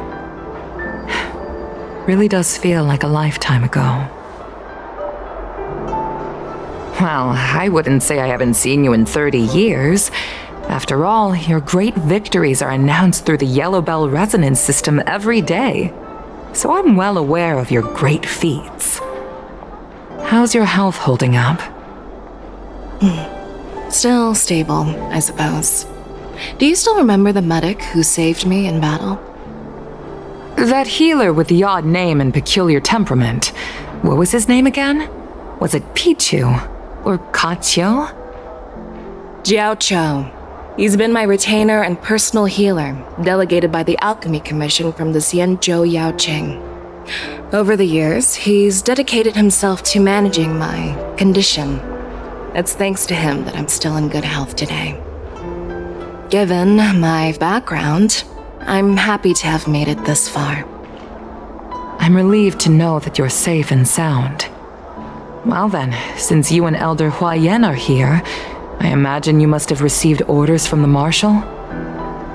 As your friend, may I ask how the Alliance intends to punish the General of the Lawfu? The Arbor's rebirth has frightened the elders who lurk behind the scenes. They fear the resurgence of abominations, much like what happened 30 years ago.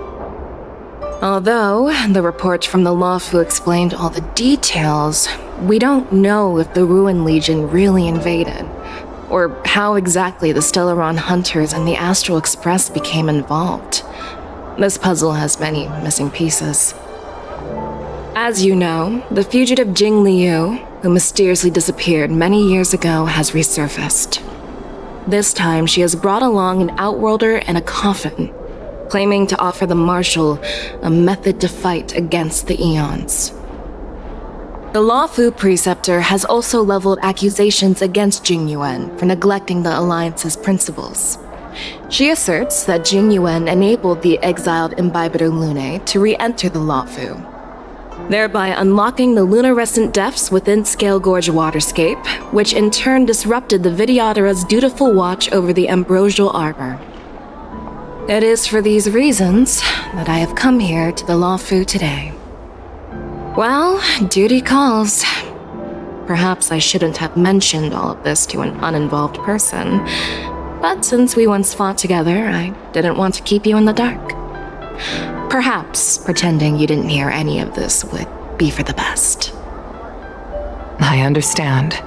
I'm sorry. I was out of line. I know I shouldn't be defending General Jing Yuan right now, but... well, you know how I am. The Law Fu has enjoyed centuries of stability since the end of the sedition of Imbibitor Lunae, much of which can be attributed to General Jing Yuan's masterful strategizing. Unfortunately, for long-life species, enduring through the ages always culminates in a failure that undoes all previous achievements, a moment that our adversaries relish. That's true. And that's why I'm also here for another purpose. To visit Hule. Hule? You mean that Hule? The Borisin warhead? The same Hule who has been imprisoned in the Shackling Prison for over 7 centuries? The nemesis of the Foxians who will never be forgiven and shall be imprisoned until the end of the cosmos. I can't quite remember the exact wording, but yes, the very same Hule. Usually, only emissaries from the Xianzhou Yaoqing Skyfaring Commission visit him once every century. Why do you have to visit him now, of all times? The Foxians and the Alliance made a pact to combat the abominations, aiming to achieve justice and free their kin. That werewolf monster is to be forever imprisoned in the dark recesses of the Shackling Prison, facing unending retribution. Given the situation on the Law Fu, those on the Yaoqing are concerned about Hule's imprisonment. I'm afraid that the routine visit every century is no longer sufficient to ease their concerns. That's why I was sent here, to reassure them. It's all bad news. Well, not everything. There might be a silver lining.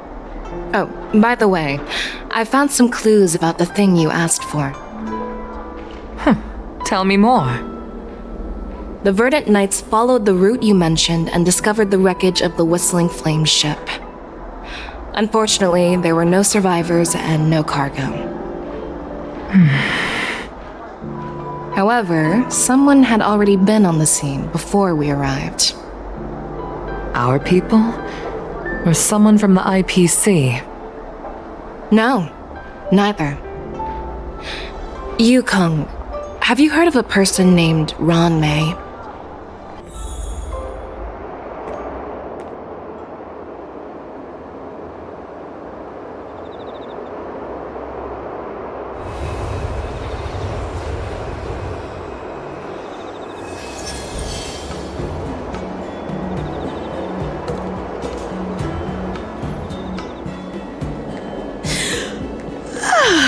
I'm still feeling sleepy. Did I oversleep? Where did March and Dan Heng go?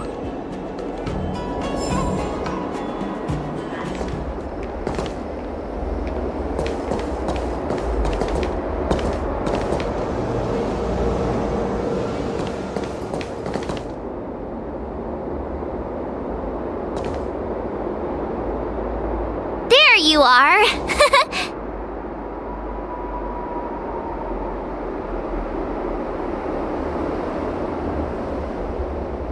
Well, it was a promise to General Huaiyan, after all. I woke up especially early so I can start teaching Miss March swordplay.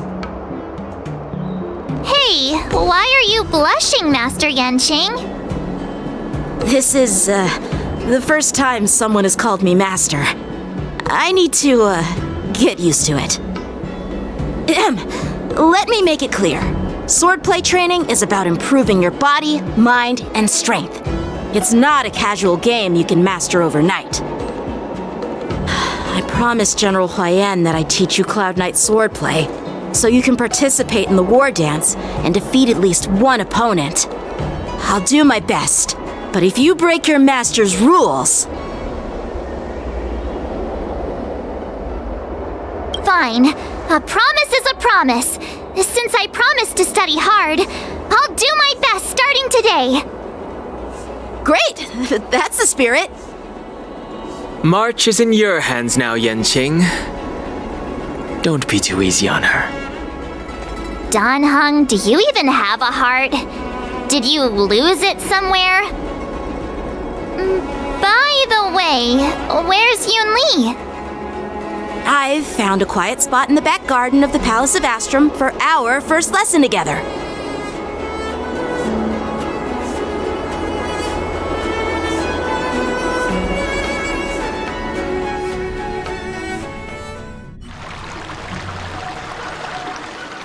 Seriously? It's the first day and you two are already late? Why is everyone on the Luofu so laid back?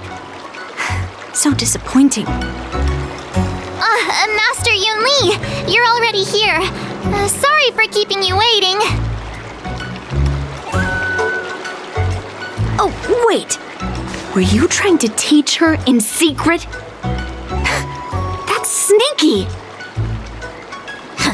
I'm just showing you what Luofu etiquette is all about.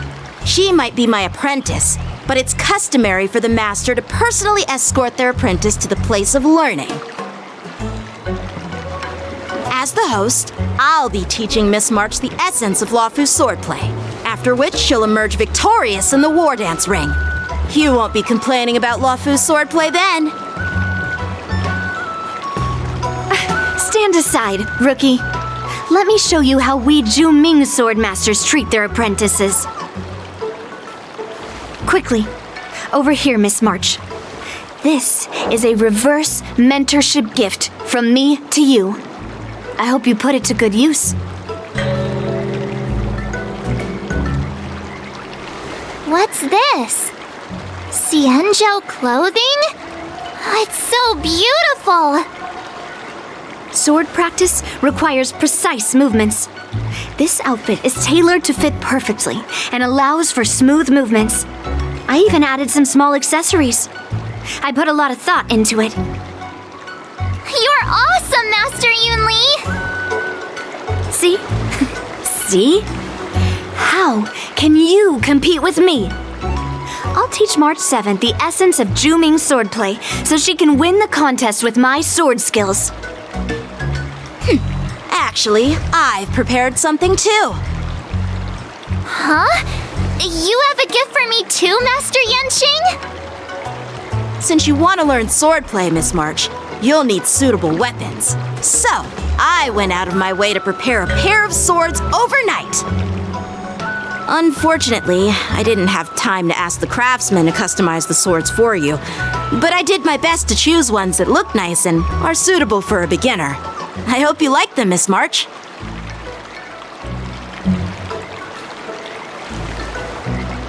Thank you, Master Yanqing! Bet you didn't see that one coming, did you, Yunli? The real competition is just getting started. I'm so lucky to have two great masters. But why does it feel like things are getting a bit weird?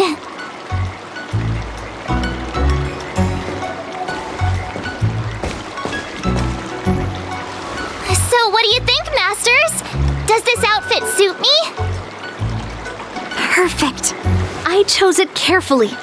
It's perfect for beautiful young swordswomen like you and me. All right, let's get started with the training. The person next to me is a Cloud Knight instructor I've brought in. For your first lesson, try exchanging a couple of moves with him. Wait, we're having actual combat training for the first lesson? Isn't that a bit too intense? Well, I heard you have some experience with archery and martial arts.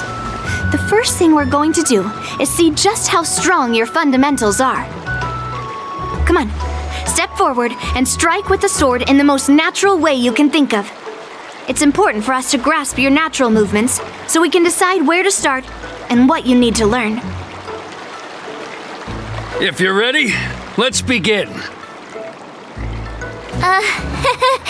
Okay.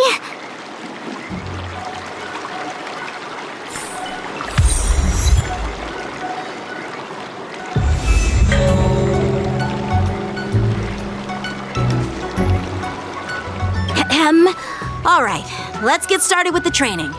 The person next to me is a Cloud Knight instructor I've brought in. For your first lesson, try exchanging a couple of moves with him.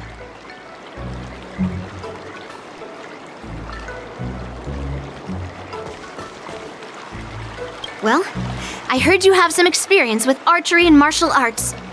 The first thing we're going to do is see just how strong your fundamentals are. Come on, step forward and strike with the sword in the most natural way you can think of. It's important for us to grasp your natural movements so we can decide where to start and what you need to learn.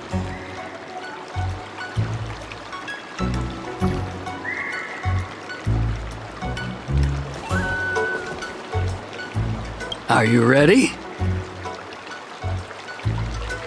Yeah, I'm ready. But please go easy on me. Then I apologize in advance, Miss March.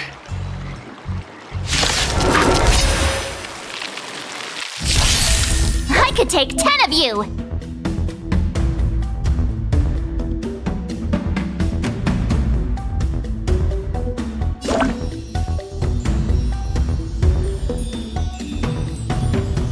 Please have some team. Pay close attention, Miss March.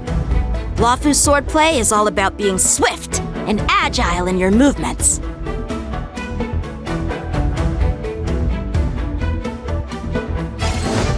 Blade and flight! Yes, you! Ignore him.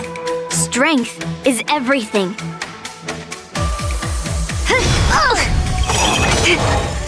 Right on time. Practice is over. Swords descend!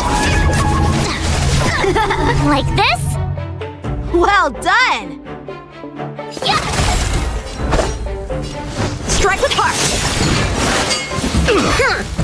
Yes, you! Time for swordplay! Blade and flight! Strike! Melt! Oh, I get it! What? With a true heart, I'm starting to get the hang of it! Mountains fall! How many can you block? Time to show you what I can really do! Azure Dragon, White Tiger, less carbs! Watch this! What are you mumbling about? Isn't this, sword technique? Shouldn't I be saying something cool? Strike with heart! You'll make good practice. Yeah! What are you made of?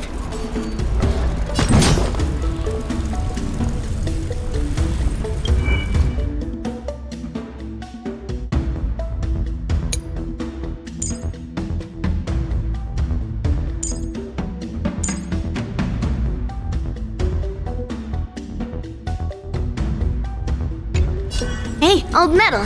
Just between... Ha! Right on time. Time for swordplay.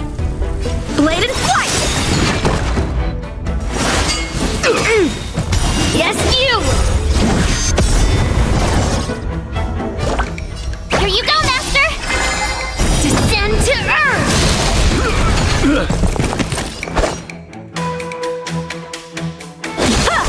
Practice is over. Swords descend! Ready to shine.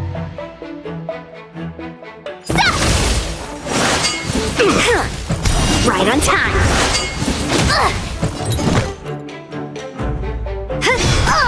Oh, I get it! Alright, check out this move! Time to show you what I can... Azure Dragon, White Tiger, less carbs! Watch this! A one-time enemy. Strike with heart. Nice job!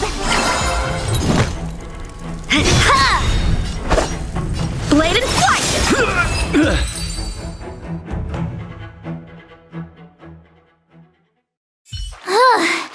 I didn't expect the first lesson to be so intense. Miss March has quick hands and a flexible body. She's a perfect fit for practicing Luofu swordplay. However, she lacks strength, and her strikes were a bit unfocused. But don't worry, that's totally normal for beginners. Once she starts practicing Juming swordplay, she'll make heaps of progress. Given the situation, I believe Miss March should start by working on... her strength. Seriously, do you actually know anything about swordplay, or what? I could ask you the same thing. Dual swords require agility. So what's more important than footwork? Instead of focusing on her strengths, we should address her weaknesses. The drawback of wielding two swords is not generating enough force. What good is being quick on your feet if you don't have strength? It's not like we're dancing here. Skilled swordmasters know how to play to their strengths and work on their weaknesses. Start with what you're good at, then tackle your weaknesses.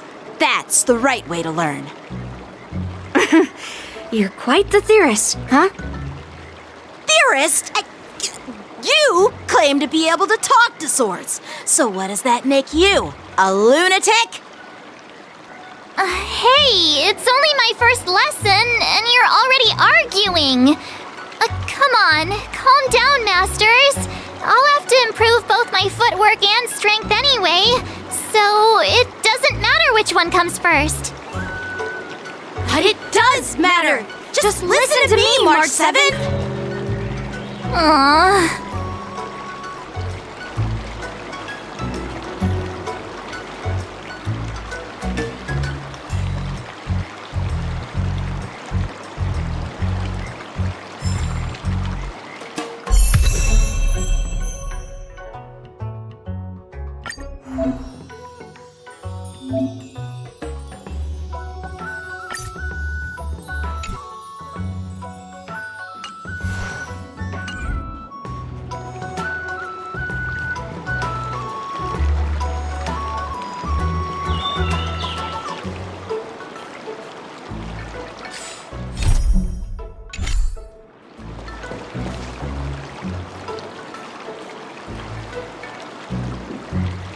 Dear Himeko, Mr. Yang, and Pom Pom, we're all good here on the Xianzhou Lafu, so no need to worry.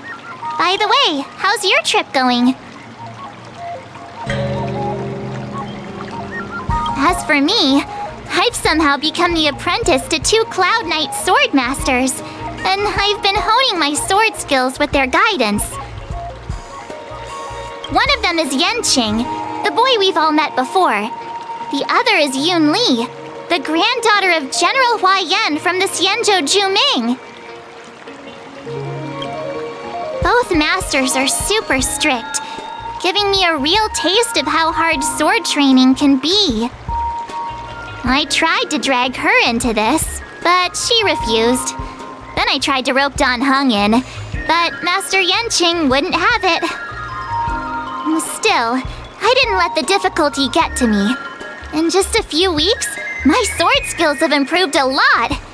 Both my masters think I have unique talents in swordplay, and are literally fighting each other to teach me their skills. Thanks to their guidance, I've actually made some progress.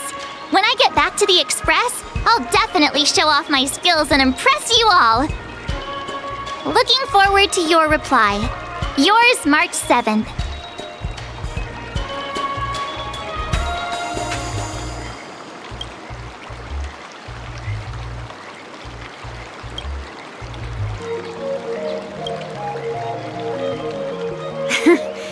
Well done! Let's call it a day.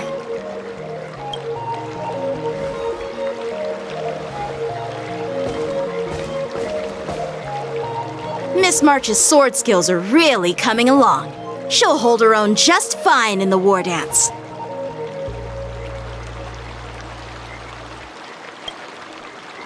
Just you wait and see. I'll show off my skills in the ring and win a match. I'll make both of you proud. Can you believe it? March 7th has actually become a pretty decent swordmaster in such a short time. Now I understand why Grandpa always had a grin on his face while training me. Are you sure he wasn't laughing at you? Oh, shut up! It's all thanks to your amazing guidance, masters. Miss March, you're really getting the hang of wielding dual swords. If you're keen on advancing, trying out different Xianzhou blades could improve your touch. Let me see. Which sword is the most powerful? single sword, great sword, or maybe a flying sword? There's no such thing as the most powerful sword. It's all about the skill of the swordmaster. Yanqing wields several flying swords, while I only wield one. But remember how I kicked his butt at the Alchemy Commission? First, you didn't kick my butt. Second, you'll never kick my butt. Third, how about we settle this right now and see who kicks whose butt?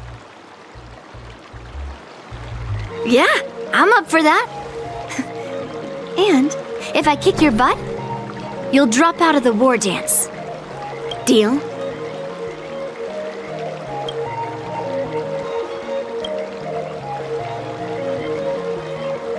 Why are you two arguing again?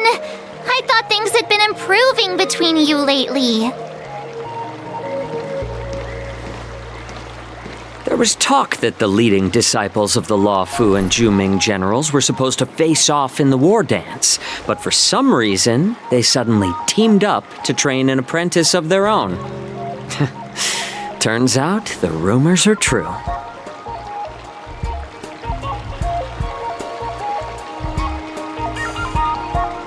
Tomorrow is the big day of the war dance. Shouldn't you two be focusing on honing your skills instead of teaching swordplay here? You're... that's right! You're the pink-haired fox from the Yaoqing!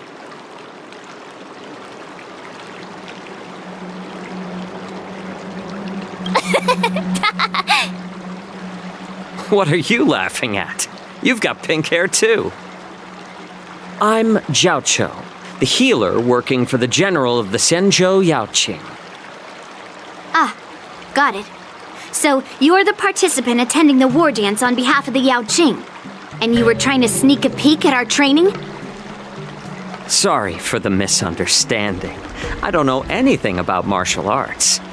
I'm just here on the general's orders to take care of some official business. I didn't mean to interrupt your training. I'll be on my way.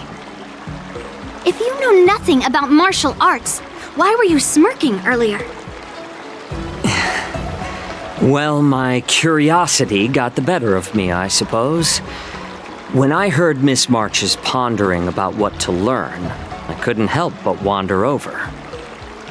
From my professional experience, cleavers, slicers, chopping knives, and carving knives are all just tools. Kind of like frying, sautéing, boiling, and deep frying in cooking. They're just ways for people to show off their skills. How you use them really depends on the ingredients you're working with. It's like your sword teaching methods.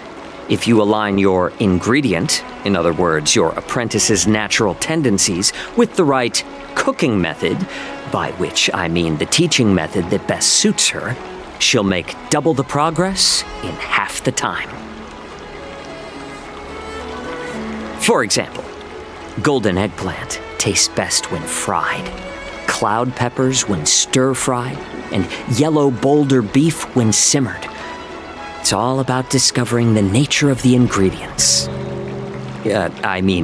Apprentice.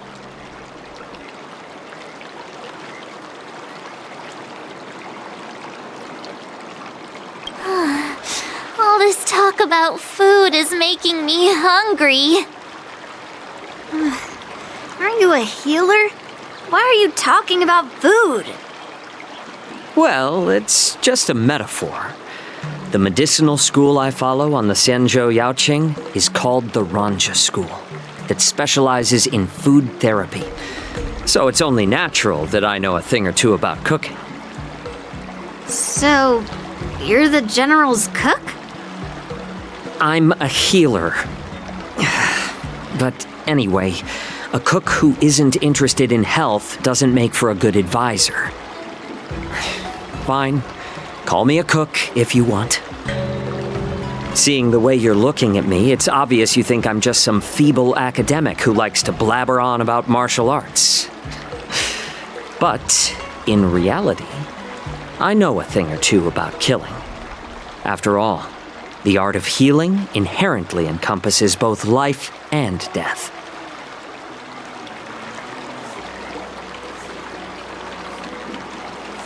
Seriously? Trying to save face in front of kids? Ugh. Do you recognize this bottle of medicine in my hand? No? This is called tumble dust, an extract from an exotic flower named Yabra. Is it poison? Well, it depends on how it's used. With just one drop, it's able to numb a patient's body during surgery, making them painless throughout the entire process. However, increase the dose or the potency, and it'll slow the metabolism, making the blood thin and resulting in the loss of all senses. Even long-life species cannot escape its effects. This thing can save lives or take them. It's more powerful than the swords in your hands. That may be so, but still, I prefer settling things with a sword than, you know. Huh. Looks like I did get you all wrong. You're not a feeble scholar, but a sinister and despicable one. Hey, why the insults all of a sudden? I'm just sharing some medical knowledge here, not persuading you to poison anyone. Seems like you get real excited when talking about poison. I can't tell if that's an honorable thing or sinister. Picture this. 2 individuals. The one standing is full of malice. The other lying down is honorable and righteous.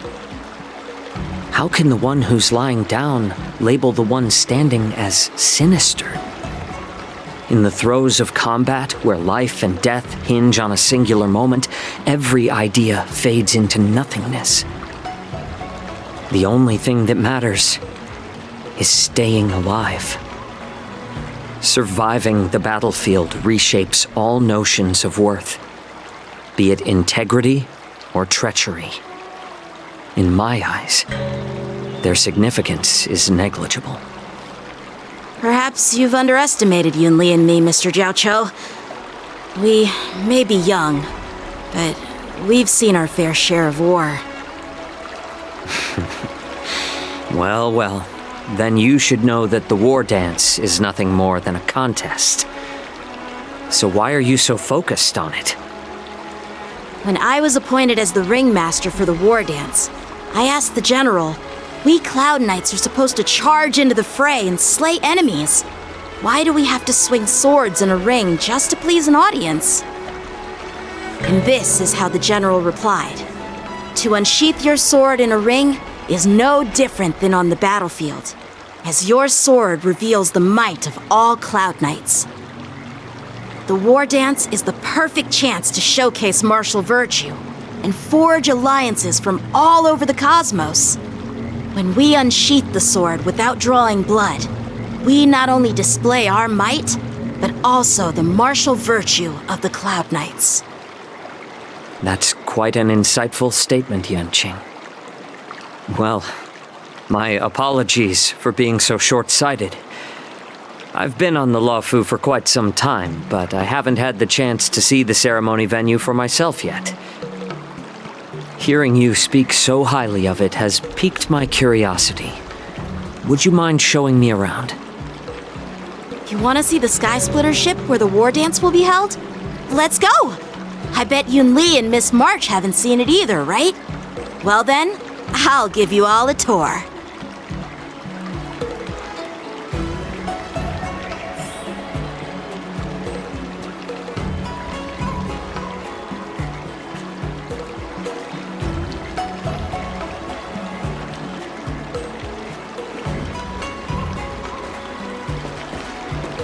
Surviving the battlefield reshapes all notions of worth, be it integrity or treachery. In my eyes, their significance is negligible.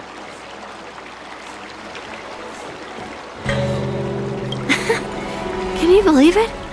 March 7th has actually become a pretty decent swordmaster in such a short time. Now I understand why Grandpa always had a grin on his face while training me.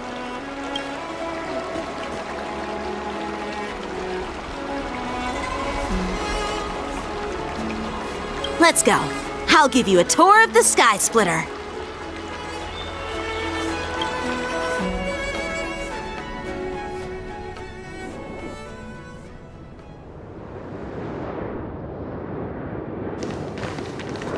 Looks like a lot of other visitors have also come to catch a glimpse of the Skysplitter.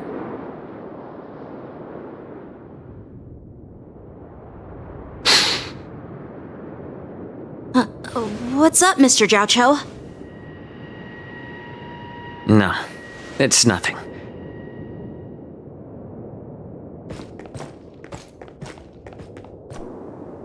Do you see that airship in the distance? That's the Skysplitter, the venue for the Wardance ceremony. It doesn't look all that impressive from this distance. The Skysplitter is actually a decommissioned Luofu military vessel. People aren't allowed on board until the Wardance officially commences. Tomorrow, when the bell rings and the ceremonial cannons roar, I'll be there representing the Cloud Knights of the Xianzhou Luofu, standing in the ring, ready to take on challengers from all over the cosmos. Since I was a kid, I've been training in swordplay and the art of war under the general. Every day, I'd swing my sword 10,000 times, and then thrust it 10,000 times, repeating the process over and over. I understand that I'm not like other kids. I never envied the toys and freedom they all had. I never found sword practice boring or hard. Even in the thick of battle, facing down savage abominations, I never felt scared. Each day, I could feel myself getting stronger and stronger, and I racked up countless victories. It's the best feeling in the world.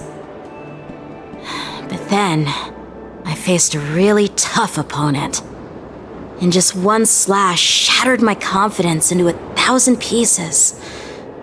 That's when I felt true fear for the first time.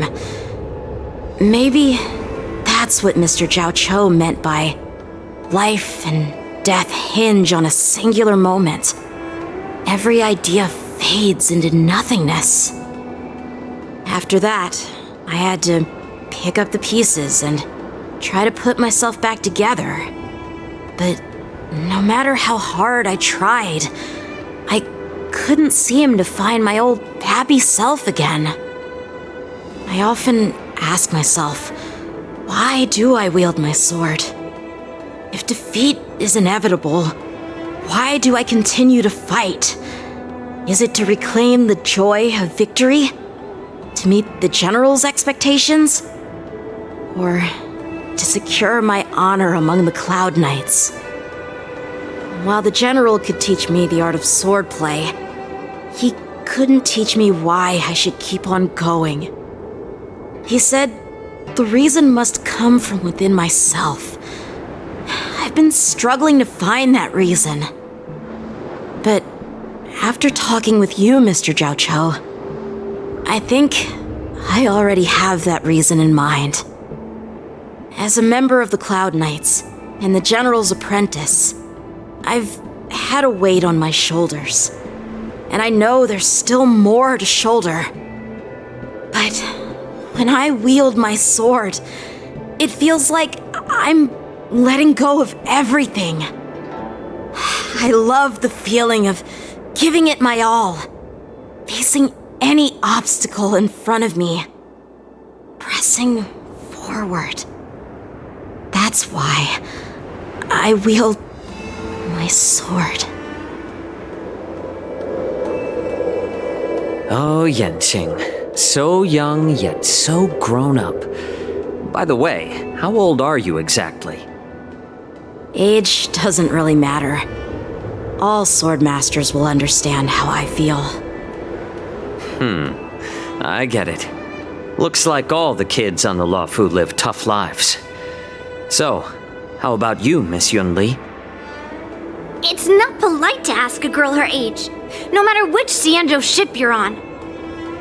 I'm not asking your age. I'm asking if you have a dream like Yanqing has. You don't talk like a cook. You sound more like a TV host or something. Need I repeat myself again? I'm a healer. Well, I don't have a dream like Yanqing does. The only reason I'm participating in the Ringmaster's Challenge is because I made a promise to my grandfather that I'd win the precious sword he's contributed to the war dance. Sounds like that mind of yours is just filled with swords. I bet you've got nothing better on your mind. My father was a craftsman on the Xianzhou Juming. Because of his foolishness, many innocent people fell victim to the cursed swords he forged. Since I was a kid, it's been clear to me that not everyone deserves to have a weapon in their hands. Giving them a sword is no different than being cruel to the innocent. So, whenever I come across someone unworthy of a sword, I can't help but want to take it away from them. Given that Yanqing is the war dance ringmaster, I'm stepping up to challenge him. To ensure the precious sword doesn't fall into the hands of an unworthy master. Hey, what do you mean by an unworthy master? I see. It's not easy for kids on the Juming either. Well, it's better to have a reason for wielding a sword than to be lost and confused. I've saved countless Cloud Knights in my life, and there are plenty of exceptional warriors, just like the two of you. What happened, Mr. Jiaoqiu? Oh, nothing. I was just reminded of some old friends and old tales. Judging from my professional perspective as a healer, both of you possess remarkable vitality. Your energies flow like raging fires and mighty gales. The upcoming fight will definitely be impressive. Well, we've seen the Skysplitter and toured the Stargazer Navalia. I guess it's time to say goodbye for now. What? You're leaving already?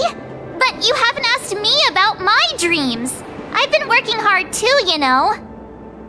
It's getting late, Miss March. Unlike you lot, I'm a grown-up bound by responsibilities and duties. The tasks entrusted to me by the General won't complete themselves.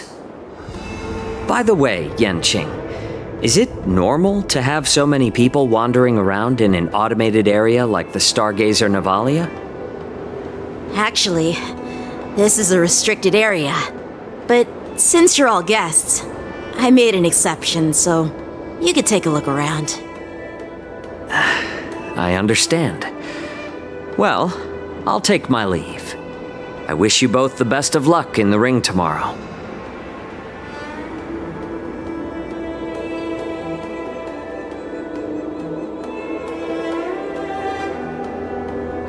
Seriously? I just spent so much time thinking about my dream, but he didn't even ask me.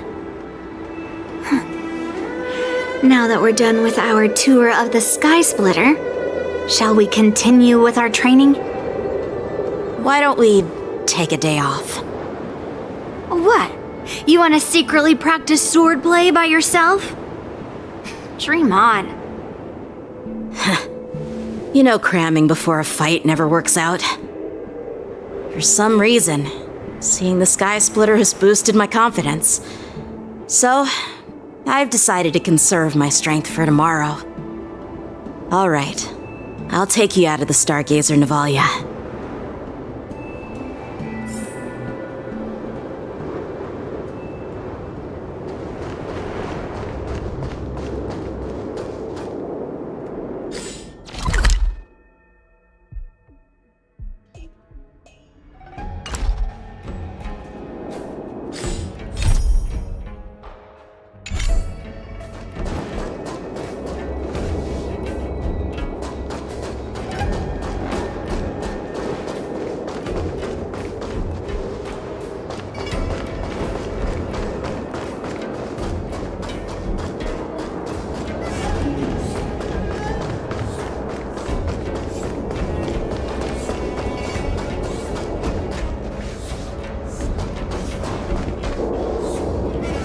Just shut up, Red Fang! This is not a beast ship. I need some time to take care of things. You willingly donned the skin of a lowly beast to join this mission, dedicating yourself to our glorious cause. And now you're telling me you can't handle it? Do you realize how many ships we need? I'm doing my best, all right? It takes time to figure all this out. When the guns go off tomorrow, all eyes will be on it. That'll be our only chance. How's that? Who's there?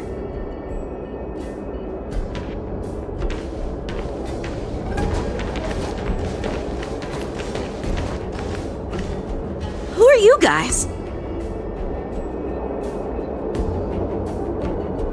An impromptu inspection. Why are there outsiders loitering in Stargazer Navalia? And a bunch of kids at that. Hey, kids, didn't your parents ever tell you to stay away from the Stargazer Navalia? I know it's an automated facility, but it doesn't mean you can just break in and do what you want.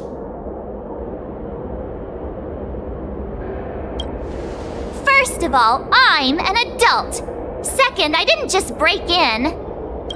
Yeah, we flew here on a star skiff. Like, whoosh!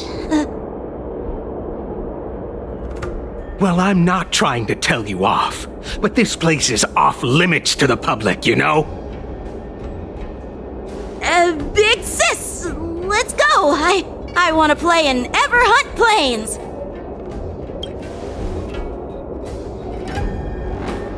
Huh? Ever Hunt Planes? Yeah, sure. Big Sis will take you there.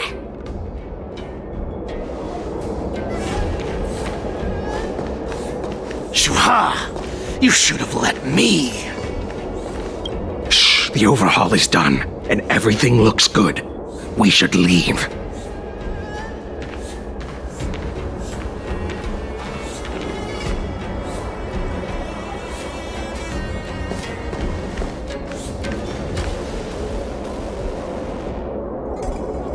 Could you repeat what you just said, Yanqing? What did I say? Big sis, let's go. I want to play in Ever Hunt Planes. Come on.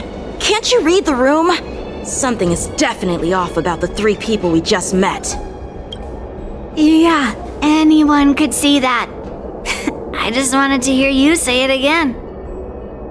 That pink-haired fox tried to say something. I'm pretty sure he sensed something fishy. Since he's not familiar with this place, he just dropped us a hint. But you didn't seem to be paying attention at all. I knew that from the beginning. They said they were doing an overhaul, but it looked like they had no idea how to operate the Starskiff production line, right? And it's suspicious how they suddenly finished their overhaul and walked away as soon as they laid eyes on us. A Cloud Knight, a member from the Skyfaring Commission, and a craftsman. They're from various departments, and the reason for the overhaul seems legit. But one of them blurted out some weird language just now. Did you hear that? I have a feeling that if we secretly tail them, we'll definitely catch these guys in the act. Follow my lead, and be careful not to blow our cover.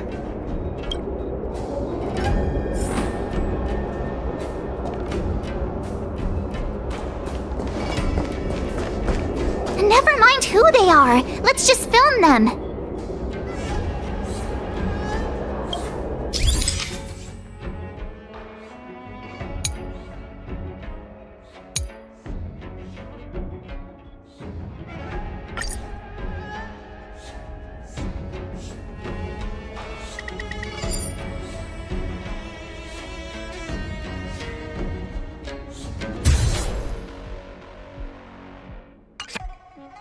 We should have just killed those lowly beasts. Those little brats won't take up much space. There are boxes all over this place. Just dump them into one and no one will notice. Cut the theatrics, Grulok. Even the slightest slip-up could interfere with Lord Moktok's plans. So where are we heading next? To check the freight skiffs. We've got a lot of preparations to do. Also, don't forget to take those crates with you. Weapons, supplies. We've got to be well prepared. Otherwise, we're screwed. So, are they smugglers? What exactly are they up to? I have no clue, but they seem to be moving those crates. I've got an idea. We can hide inside the crates and follow them.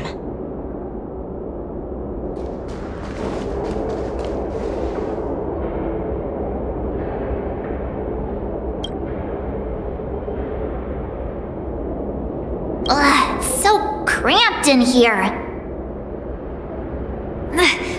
I can hardly breathe. Just hang in there.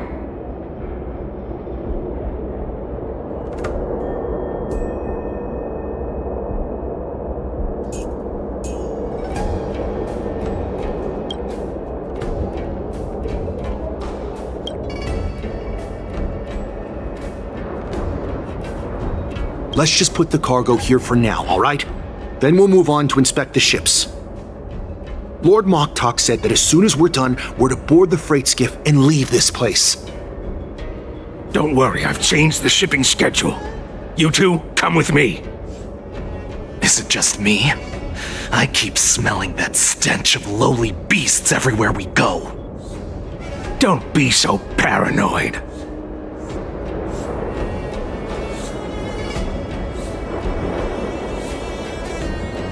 Looks like they're planning to escape on the skiffs in Stargazer Navalia. They keep talking about their plans, but where do they come from? And what do they want to do on the Xianzhou? They're definitely up to something bad. Wait, they disappeared. Let's catch up to them.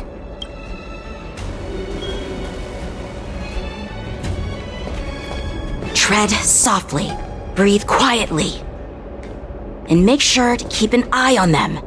Watch out! They're on high alert!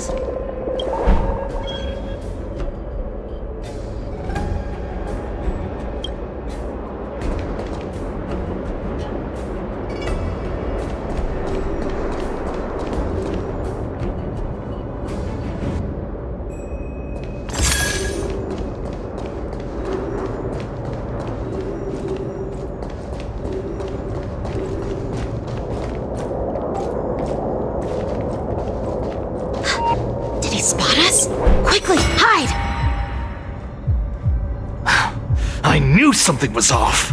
There's always this stench of lowly beasts in the air. Looks like those brats were following us the whole time. Why are they coming back? Quickly, retreat! Looks like they're planning to escape on the skiffs in Stargazer Navalia. They keep talking about their plans, but where do they come from? And what do they want to do on the Xianzhou? They're definitely up to something bad. Wait, they disappeared. Let's catch up to them.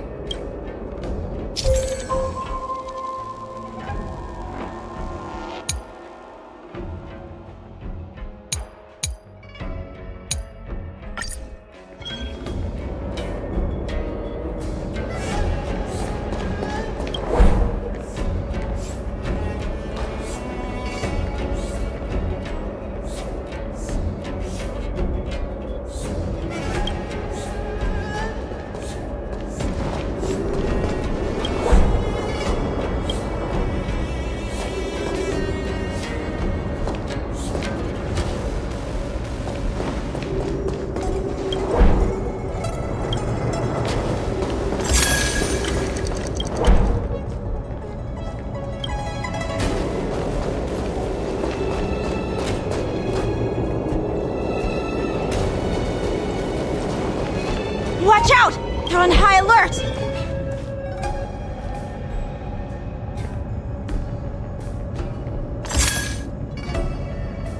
Don't be so paranoid. We're running out of time. Get over here! Shuhard, I'm coming!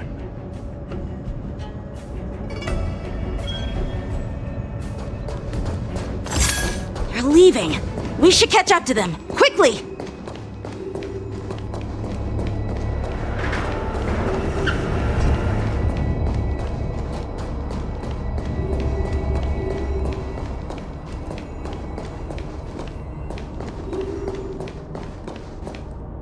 What are they up to?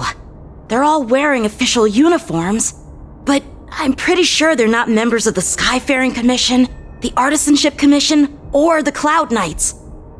This is way too suspicious. Never mind who they are. Let's just film them. That way, if they do anything bad, we'll have solid evidence against them.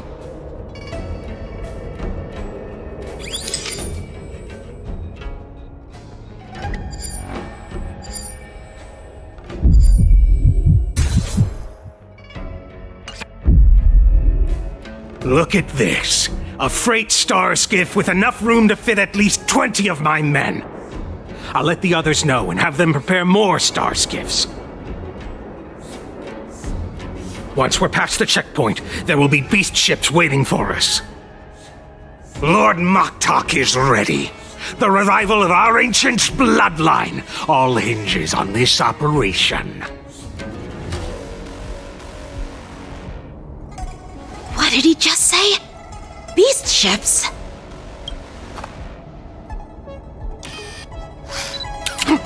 Who's there? It's those brats! I told you to get rid of them, but you didn't listen, you idiot! Wipe them all out!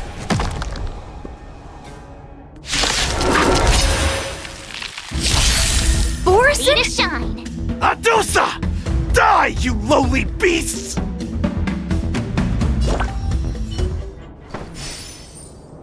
How is this possible? How did these Foxians change their appearances like that? They're not Foxians at all. They revealed their true form. They're Borison, just like the bandits I defeated on the IPC ship. Wait, that means...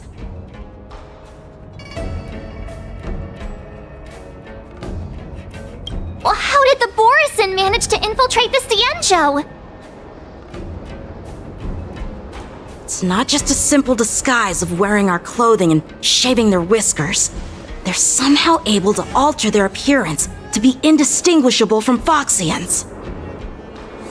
They even have official IDs for the Skyfaring Commission, the Artisanship Commission, and even the Cloud Knights? Let me check this fake Cloud Knight's tag. Maybe it'll give us some clues. Lu Jun, an officer of the Patrol Defense Squad? Wait! What's the matter? I encountered a patrol officer named Lu Jun before. It was a few weeks ago, when we were transporting the Borison prisoners. If they can forge official identities and move around the Xianzhou without raising suspicion...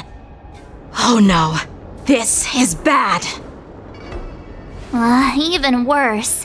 If you find one cockroach on the Express, it usually means... There are more Borison hiding on the Xianzhou. I bet their plan is much bigger than just stealing information. We've got to report this to the Seat of Divine Foresight.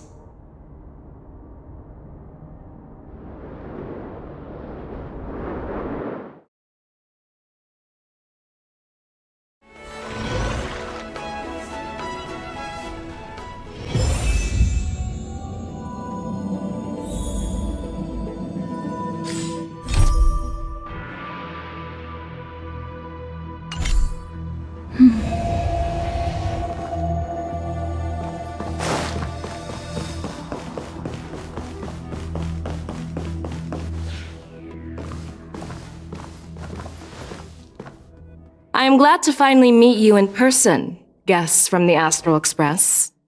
I'm FeIxiao, the general of the Xianzhou Yaoqing. Let me introduce our guest to you. The one dressed in green... He's the reincarnation of Imbibiter Lune, and the person behind him is the newest member of the crew. I've heard a lot about you. Outside the reports from the Law Fu, the Skyfaring Commission of the Yaoqing has also gathered plenty of information about both of you. I've been eager to meet you face to face for reasons that I'm sure General Jing Yuan has explained, right?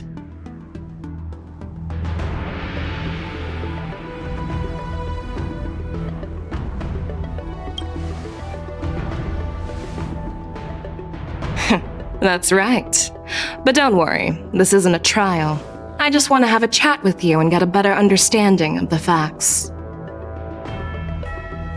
According to General Jing Yuan's report, the RUAN Legion is to blame for the Ambrosial Arbor crisis, and all Arbiter Generals should pay attention to the RUAN author's movements. Over the years, the Destruction's minions have wreaked havoc on countless worlds, and the Alliance has been keeping an eye on them, but no one expected them to join hands with the remnants of the Abundance. The damage caused by the Ambrosial Arbor crisis was far less severe than expected, which is good news for us. However, it was quite different from the RUAN Legion's usual style of destroying life wherever they go. While I trust the bravery of the Divine Foresight and the Nameless, I'm curious about some details missing from the report. I'd like to take this chance to have an exchange with both of you. Let me be clear, the questions I'll ask might not reflect my actual thoughts, so please don't take offense if any of my questions seem a bit harsh. Please go ahead, General. But keep in mind we can only answer based on what we know. And perhaps you already have the answers to your questions in your heart. You have a clever tongue. I like it.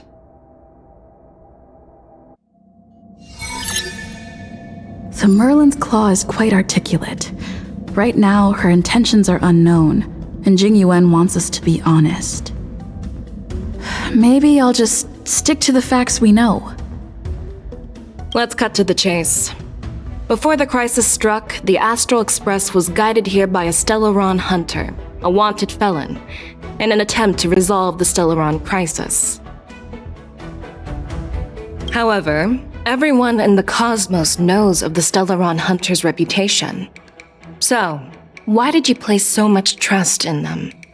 Could it be that some of you have a connection with them?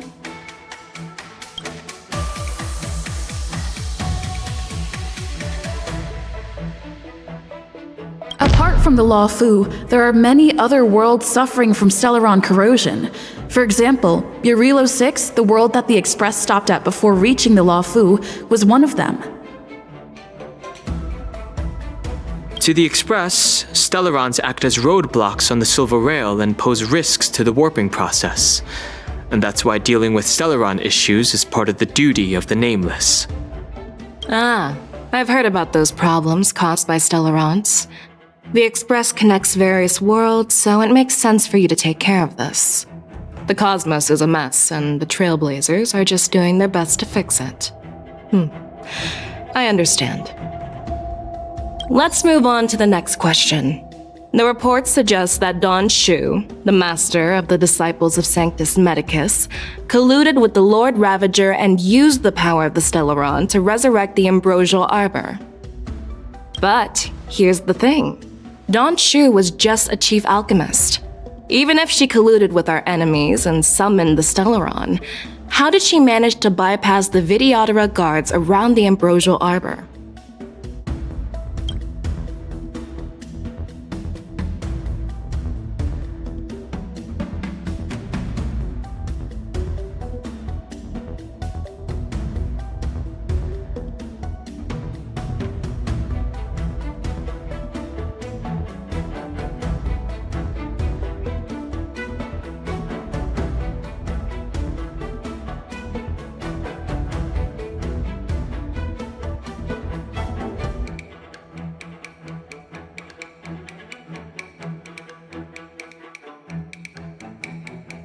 The answer seems rather simple, doesn't it?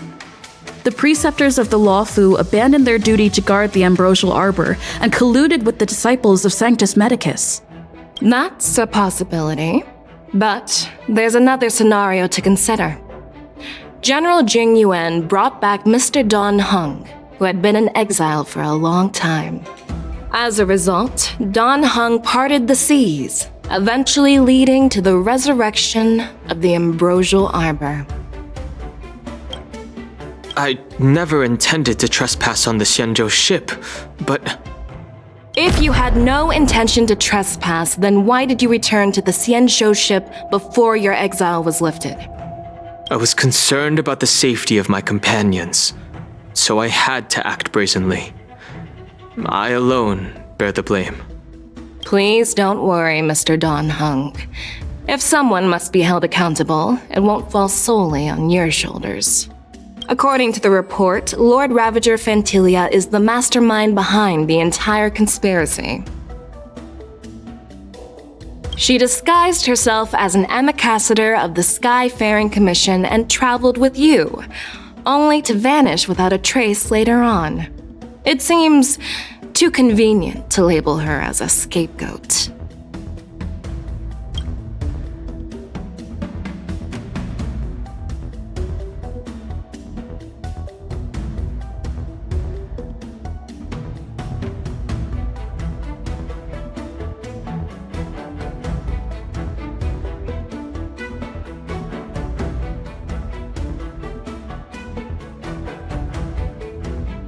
I was there, fighting Fantilia alongside General Jing Yuan.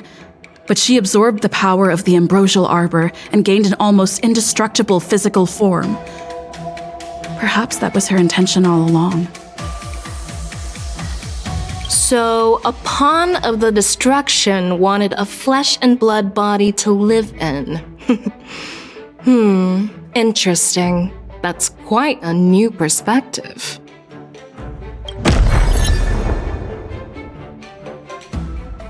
Oh, it seems that your answers have addressed all my questions.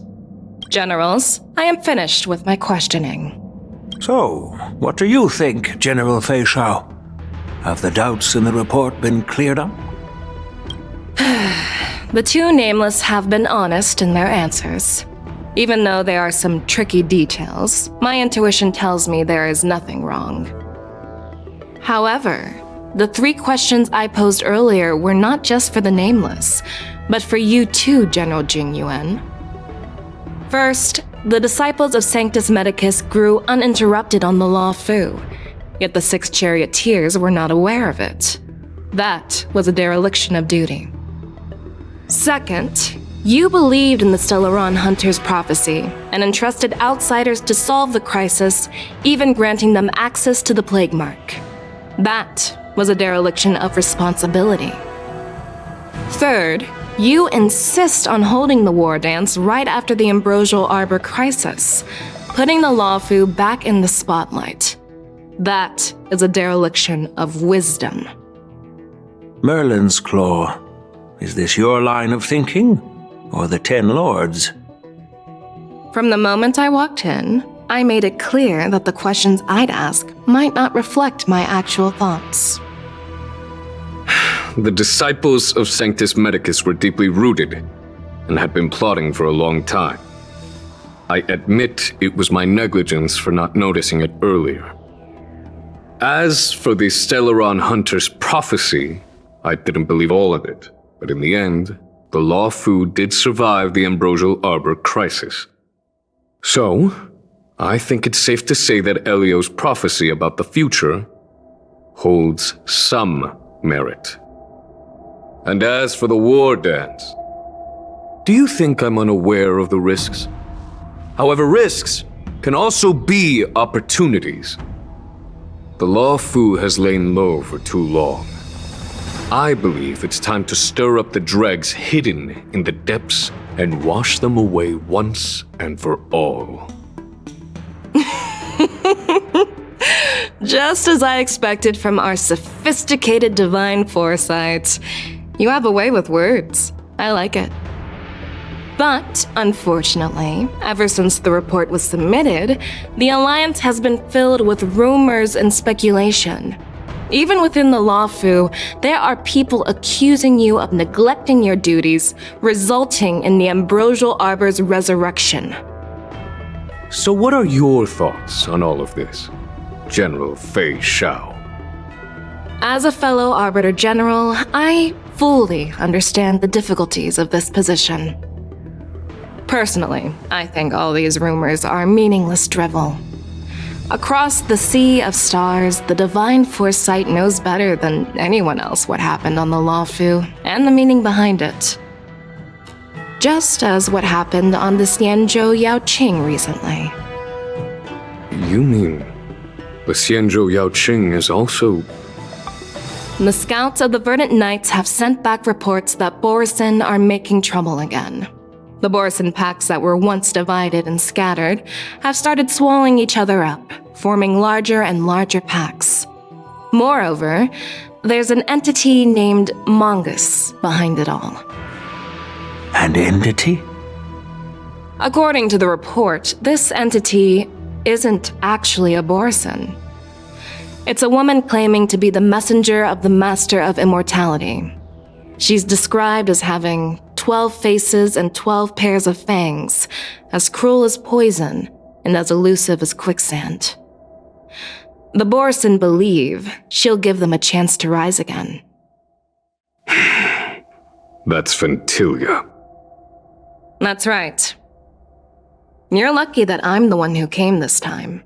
If it were the Patina Justice or the Seer Strategist, this conversation might not be so friendly. I've always had faith in my instincts, so I don't doubt your good intentions. But the Alliance has its fair share of questions and doubts about the Law Fu. So, my plan is to come up with an acceptable answer to satisfy the Alliance. What's in this plan, General Feixio?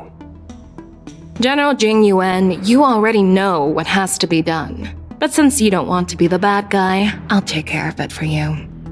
You need the final word from the Ten Lords Commission to quell any doubts. And for that, I'll have to ask the two Nameless to visit the Shackling Prison.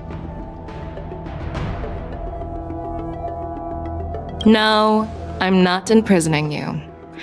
While you're there, I'll ask a judge in the Ten Lords Commission's Interrogation Division to record a detailed testimony with the karmic mirror from both of you. We'll fill in the gaps that weren't covered in the report and silence any protests within the Alliance. I'm okay with that.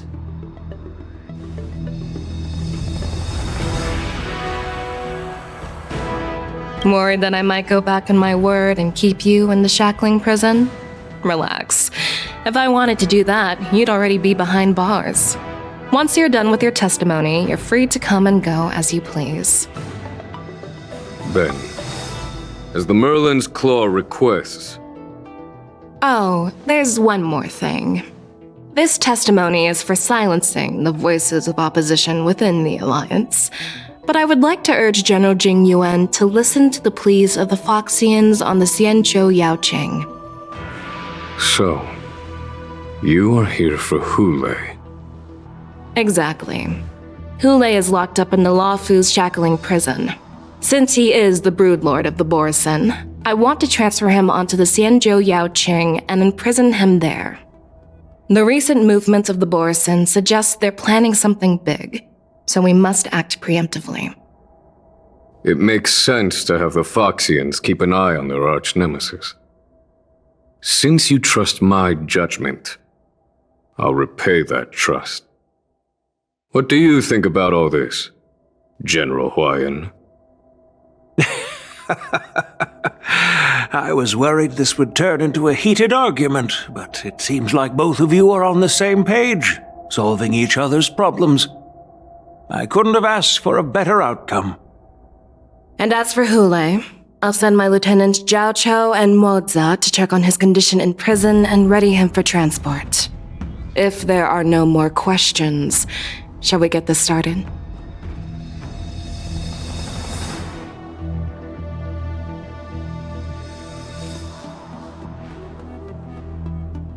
Do you actually believe in the Stellaron Hunter's prophecy?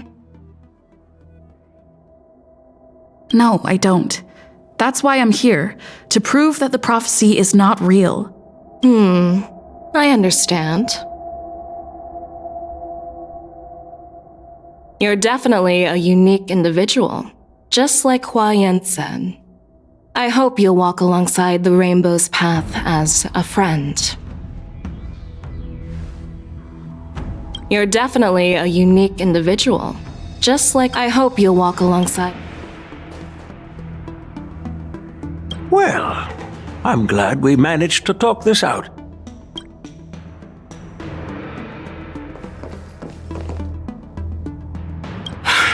I'm really sorry about all this. But the testimony in the Shackling Prison won't take up much of your time. I'll call for a messenger to take you to the interrogation division. You just need to give your testimony, and then you can head back. So no need to worry. As you wish, General.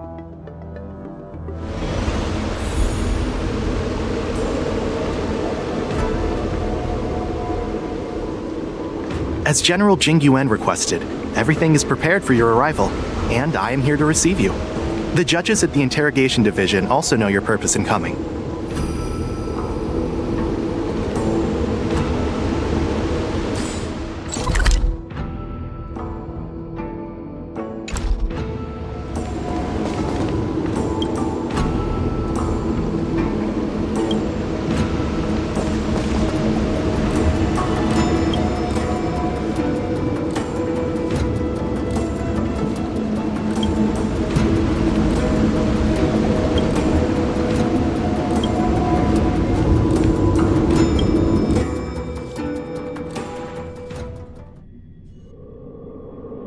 Shackling Prison.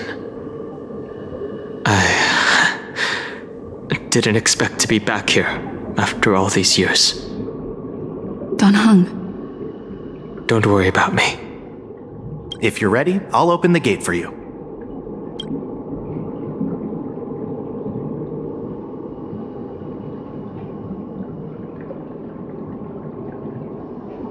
Well, technically, the Shackling Prison is spread out across multiple delves, and the Ancient Sea is just where they overlap. Please, come on in, dear guests.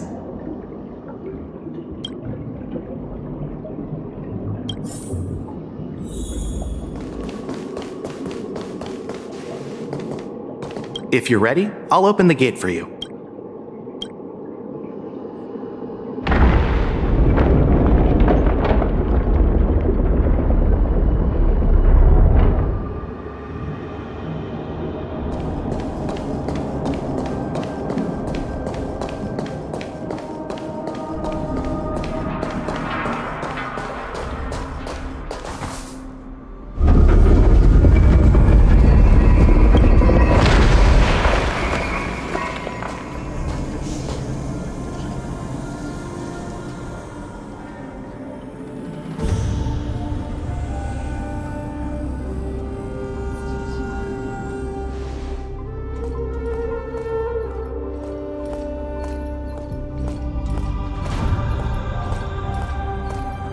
What are you looking at? The Shackling Prison on the Luofu is completely different from the one on the Yaoqing. It's completely underwater. Whether it's in the clouds or underwater, breaking free would still be a piece of cake for me. Still thinking about your old jailbreak tricks, huh? Forget it. You're free now. Just don't do anything stupid, or the judges will throw you back in there and lock you up for a few hundred years. You'll see me again in just a few days. Taking Hule back to the Yaoqing means a lot to the Foxians on the ship, and to the General herself. So stay alert.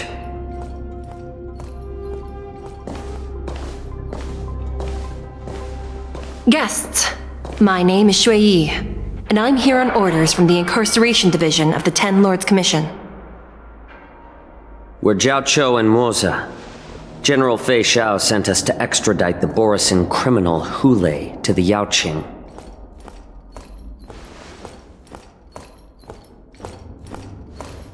We're here to inspect the conditions of his imprisonment and make preparations for the handover and transportation. I assume you've been briefed, Your Honor. Your visit request has been approved. I'll be your guide for this trip. Prisoner Hule, the warhead and brood lord of the Borisin abominations of abundance and the arch-nemesis of the Foxians, is responsible for 2,123 wars of aggression and countless associated crimes. Due to his heinous acts, he has been imprisoned in the depths of the Shackling Prison and subjected to the punishment of the Forest of Swords until the end of time. He shall never be pardoned. No need to repeat his crimes and sentence, Your Honor. He is the greatest enemy of us Foxians. The stories of his atrocities are used to terrify our children. I'm well aware of every crime he's committed. Let's move on to the next step. When it comes to visiting criminals, there are rules in place to ensure your safety. I know you've heard legends about Hule since you were children, but your knowledge about him is likely very limited. Only the judges of the 10 Lords Commission truly know what kind of abomination is locked up at the bottom of the Shackling Prison. It has been centuries since Jing Liu, the former sword champion of the Luofu, captured Hule. And during all those years, we never provided him with any food, yet he somehow managed to stay alive. It defies all the documented physical characteristics of the Borisin. The Forest of Swords, forged by the Punishment Division, is a device of intense torment, used to execute sinful abominations. Most Borisin die within 3 days in the forest, but Hule is different. Every time the blades pierce him, his body instantly heals. Despite the brutal punishment, he somehow manages to survive. The complex rules are there because of his abnormal characteristics. Do you understand now? I apologize for any offense caused. Please continue, Your Honor. I've given you the instructions regarding Hule's visitation. Please make sure you read them carefully.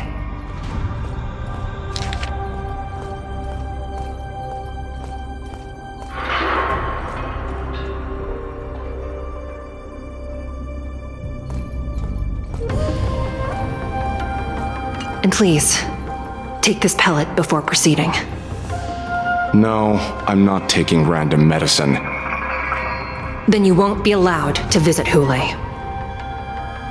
Just swallow it already. Hule is like all Borisin. He can release a pheromone called lupatoxin that induces fear. Thousands of years ago, we Foxians were enslaved by the Borisin. Not because we were naturally weaker, but because of their lupatoxin. This pill is for our own mental well-being. I understand. I knew you were a reasonable person. Now that we've taken the medicine, let's proceed.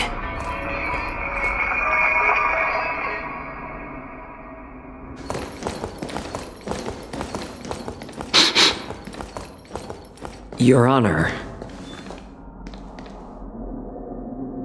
What is it? No, never mind. Maybe I'm just imagining things. Let's keep moving.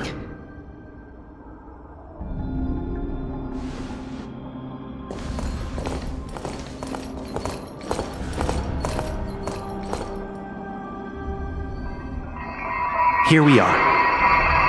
Her Honor hasn't arrived yet. Please wait a moment.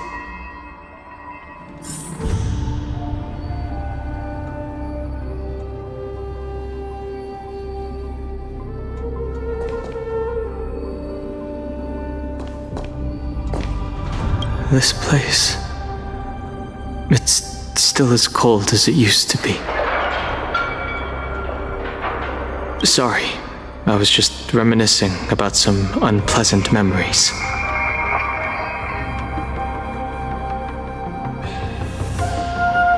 Thank you. It's all my fault that you were involved in the Xianzhou's problems. You shouldn't have to see the inside of the Shackling Prison. I'm so sorry. I wish I could show you the real sights of the Luofu.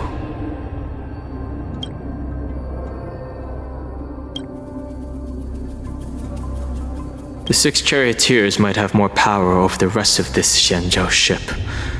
But here, in the Shackling Prison, is the judges of the 10 Lords Commission who call the shots. The judges will use a complicated interrogation device called the Karmic Mirror.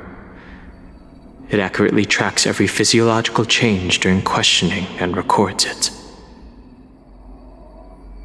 Therefore, the judgment made here will be sufficient to convince the other administrators of the Xianzhou. At least they won't attempt to challenge the conclusions. Perhaps that's why FeIxiao insisted that we come here.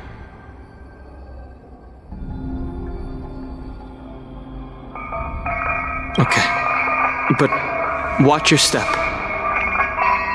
This place is not like the others.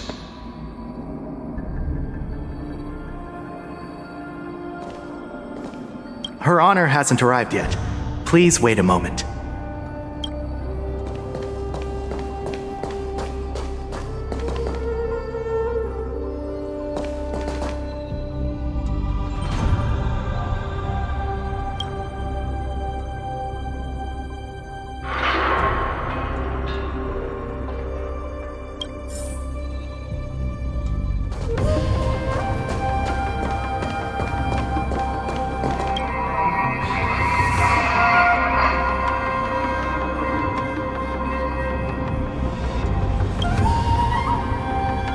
Welcome, dear guests from the Express.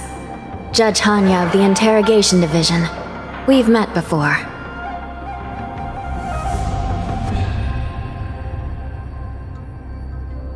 You don't want to see me? Well, in that case, I can call in the judge who's an expert in acupuncture, or the one who's handy with axes and saws, or the one who knows all about whips and ropes. We've got plenty of options here, and we'll find one that suits your taste. Just kidding. We judges work in shifts, and it just happens to be my shift. Maybe we're destined to cross paths. Please allow me to express my gratitude to you again for subduing the demons in the Fixtral Garden. Looks like while March 7th and I were clueless, you already made many friends on the Xianzhou Luofu.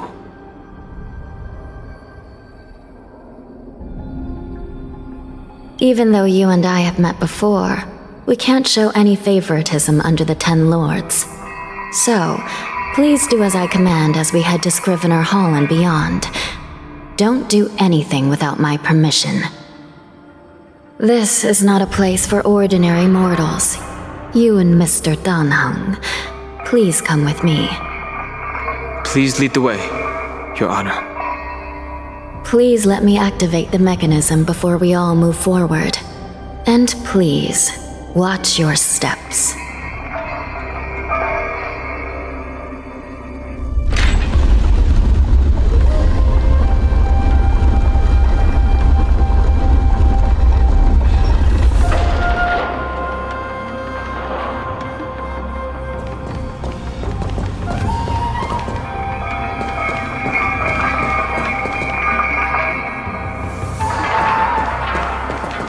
Be very careful and watch your step as you make your way through.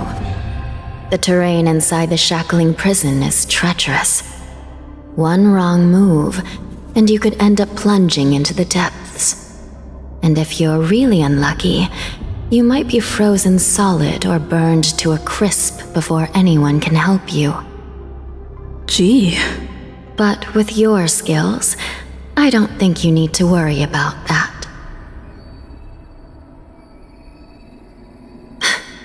You're funny. This prison does contain many layers. We even brought in Videodora Icor line craftsmen to introduce the ingenuity of Delve enchantment. What you're seeing now is just one part of the Shackling Prison. Perhaps. Judging from the appearance, much of the architecture in this prison has a Videodoran style. So, Perhaps they did have a hand in building this place back then. As for how many floors there are, well, not even us judges know for sure. But there's a legend among us judges that a short-life prisoner once tried to escape, but ended up falling into the depths. And when we found him at the bottom, he was already an old man on the brink of death. Did he spend his whole life falling? Or did some long-life prisoner drain his life essence? We'll never know. Anyway, please don't try anything like that. Please, come this way.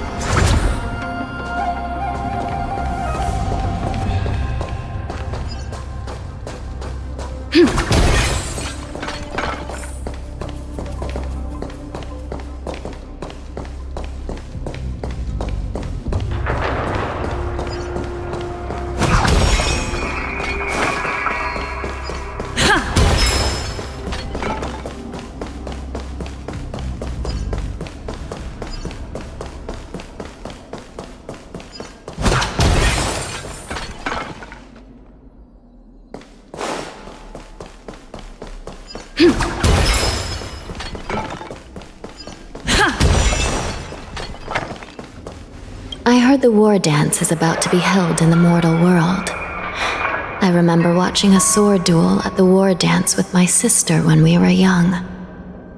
The Cloud Knight, who was the Luofu's ringmaster, was an amazing swordsman, and their sword flashed like lightning. The Outworld Challenger had fiery red hair and a hand made of steel, which roared like thunder. They battled for a long time before a winner could be declared. Time sure flies. Now, both my sister and I are residents of the Netherworld, and we will never again feel the thrill of a competition. Are there a lot of people in Starskiff Haven due to the war dance? Sounds amazing. It's a shame I'm too busy to attend. But even if I could, I'd probably just scare people off with my current appearance. Let's get going then.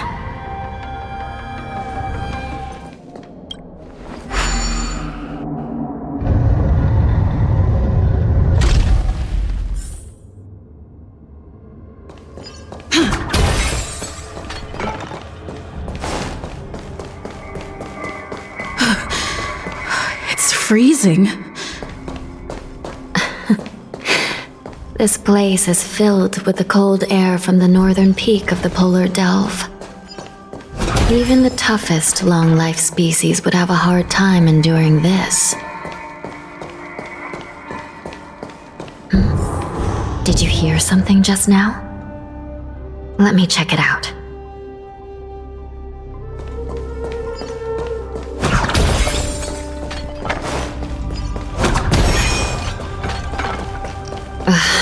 What an eyesore. This place is packed with boxes and crates.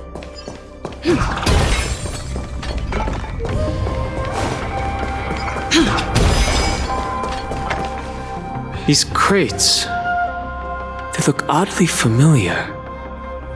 A few days ago, the Spiritfarers received reports about an IPC transport ship that was attacked by Borison.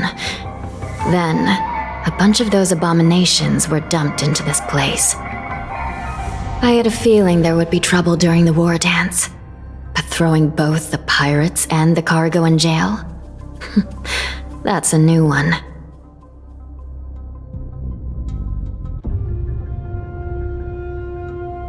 I heard the Intelligentsia Guild crafted something dangerous. We have many records in the Hall of Karma about these wise ones. They love to tinker with forbidden technologies, always trying to push the limits of ingenia. I caught a glimpse of the mechs in those crates, and they bear a striking resemblance to Borison. I wonder what they're planning this time. Well, business first. Let's keep moving.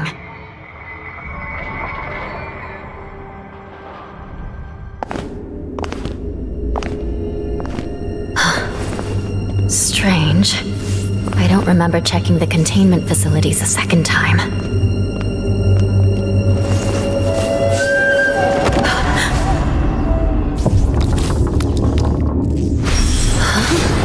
Watch out!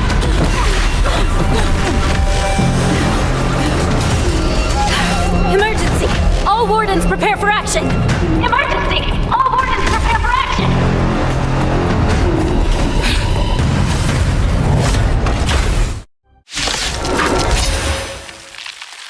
What's happening here? Why are these things moving on their own? Something is wrong. The guards aren't responding. This thing is going wild, just like a Borison. Looks like we're on our own for this one. Try that again! But how is this even possible? The Spiritfarers follow the protocols, cutting off power to the mechs and sealing the crates. How could these mechs still start moving? It's just like what happened in the Artisanship Commission before. These goods went haywire and attacked everyone in sight.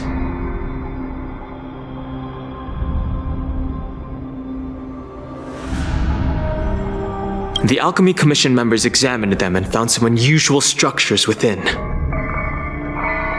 These things showing up in the Shackling Prison can only mean one thing. A prison break.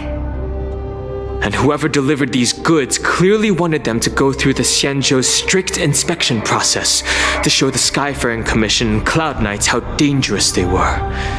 They wanted these mechs to end up right here in the Shackling Prison.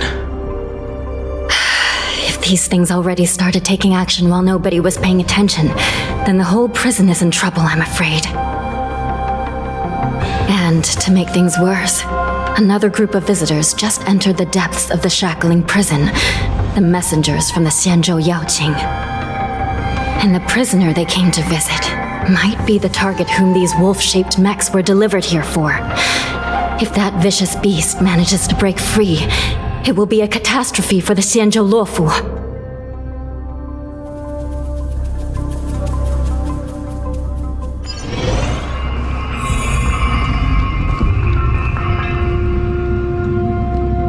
Here we are.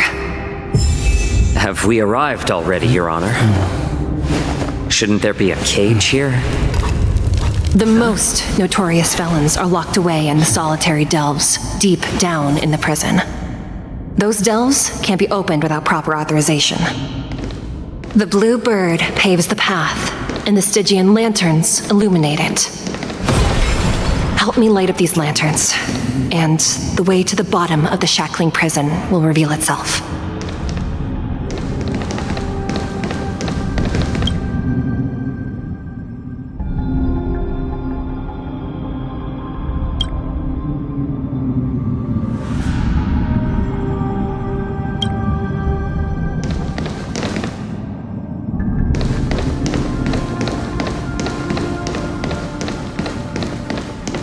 I've given you the diagrams for lighting the lanterns. Please take a look.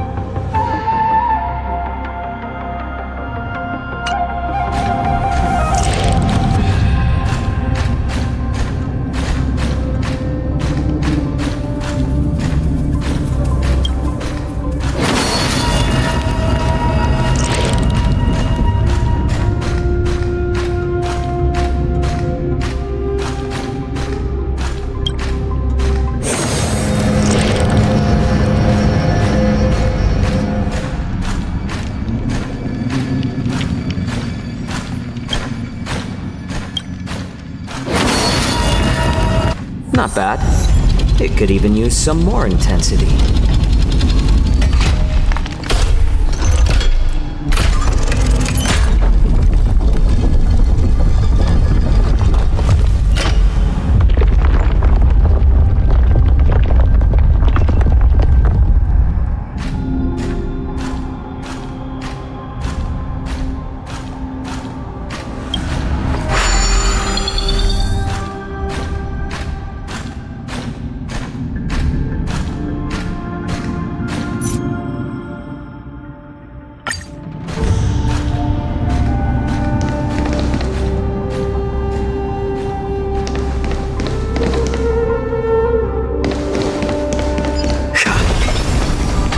The path is open.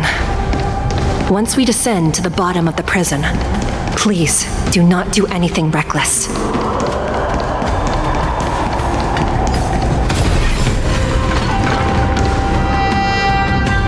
Inside the delve behind this door is the greatest enemy of the Foxians, Hule.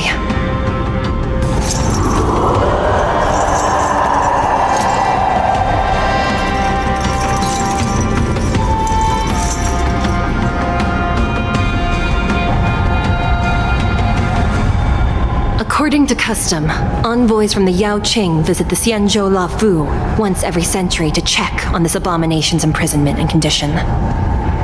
Even though the Ten Lords Commission sentenced Hule to the Forest of Swords, suffering every day for the rest of his life, I understand that the Yaoqing messengers want to see him dead. Unfortunately, for the past 7 centuries, they've had to return disappointed. Because this beast simply can't be killed.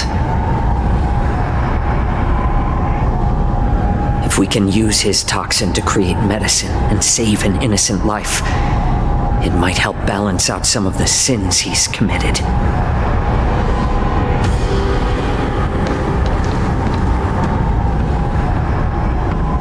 Could you be the key to a cure for the General, Hule?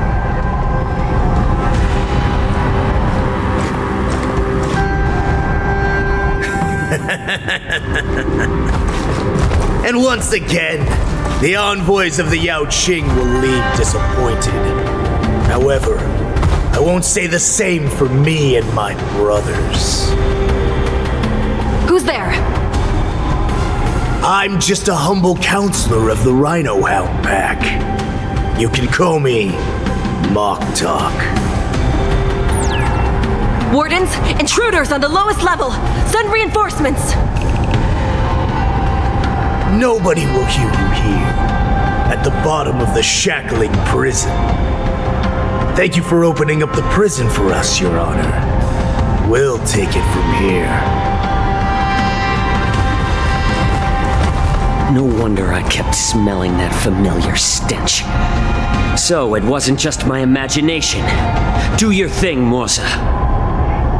We mustn't let these abominations get any closer! Detestable things. There are too many of them. Inevitable. Once we were inside the Shackling Prison, how about letting the enemies? We found soldiers available for us everywhere. Just a little something.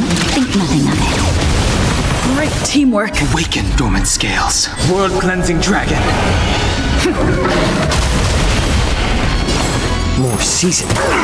The times are changed. Heaven's rise! I suggest you surrender now. Inevitable. Of course. I'll still kill you all. But I promise it'll be swift. Let the show begin!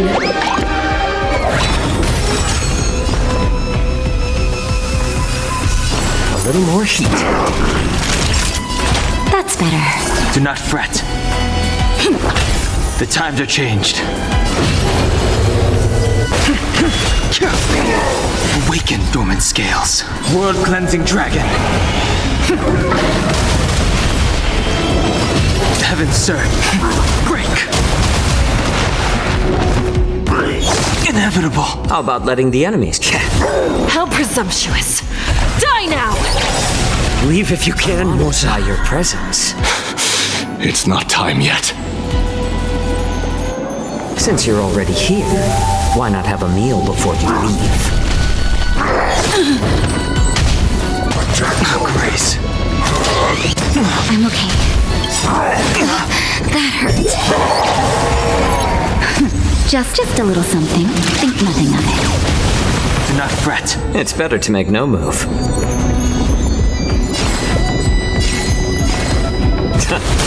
Naughty child. Do not fret.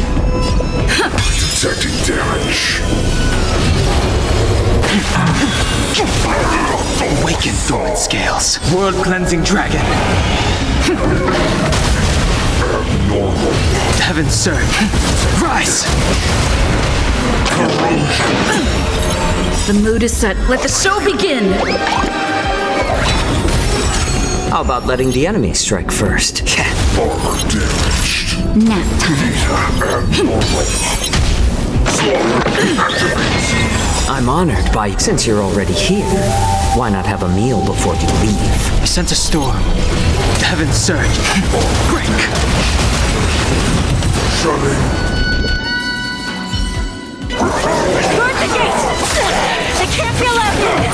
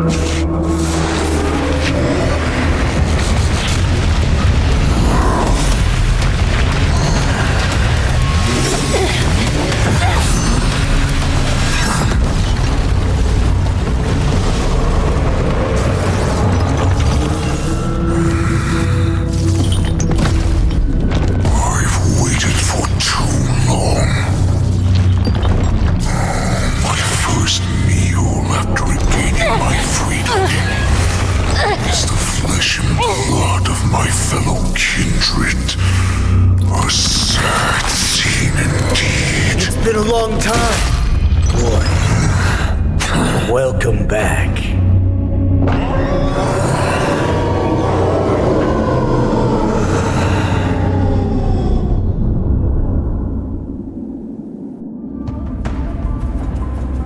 How many times has the old verdant home spun around since our last hunt?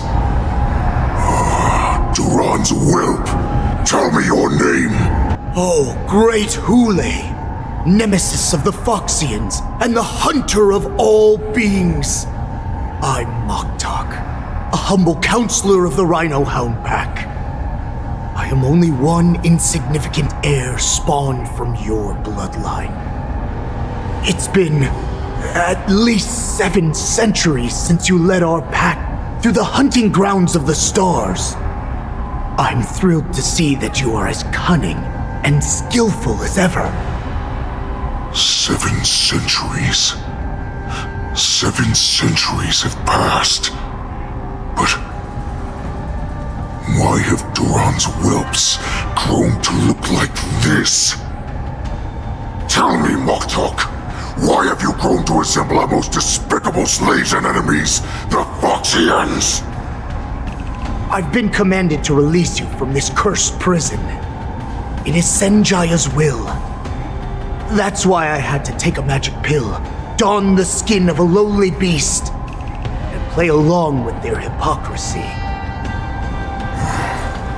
Since you have an escape plan, tell me, what's our next move to get off of this ridiculously large ship?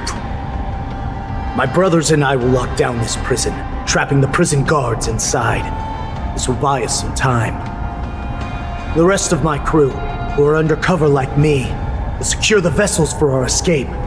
According to the plan, we only have a tight 2-hour window to get out of here.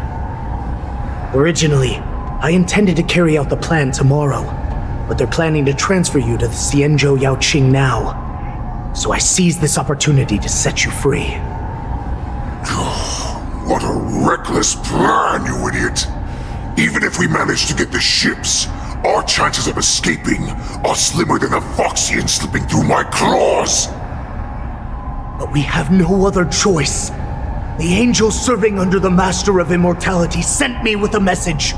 Only your return will end the prolonged divisions among the Borisin.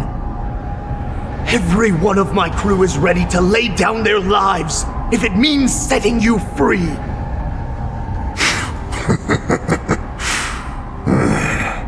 A sneaky weakling like you is actually showing some reckless bravery with this plan. Fine. You'll get what you want.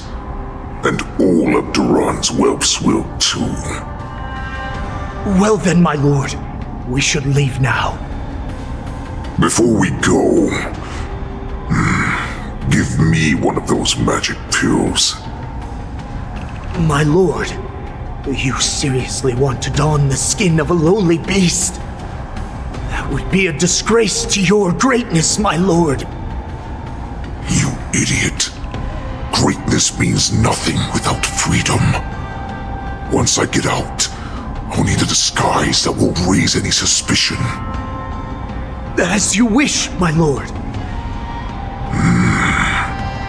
Is that Foxian slave my meal? No, he's an envoy from the Xianzhou Yaoqing. I plead you to endure him a bit, my lord, as he's more valuable as a hostage. Take him, guys! Time to move out!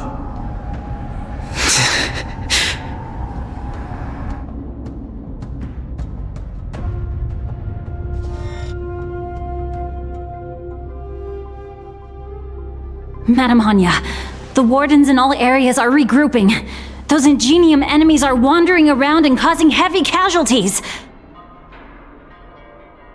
And to make things worse, those iron wolves broke open the cages and let the criminals out! We've called for backup, but it seems like all communication is jammed. Let's preserve our strength and first take down the isolated prisoners. By decree of the 10 Lords, all prison breakers and intruders shall be apprehended, dead or alive. Just a short time ago, the nether key mechanism was activated.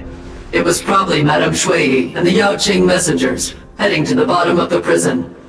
Given the situation, I'm afraid that area is exactly where our enemies are targeting. We mustn't let that vile beast escape from its cage. We've gathered all the prison guards who can still fight, and we'll split up and secure each floor. Go! Those intruders are quite bold. They must have been planning this for quite a while. Indeed, but Borisin tend to favor direct and aggressive approaches. Crafting careful and precise plans like this is simply not their style. Let's focus on the current situation right now. Please help me.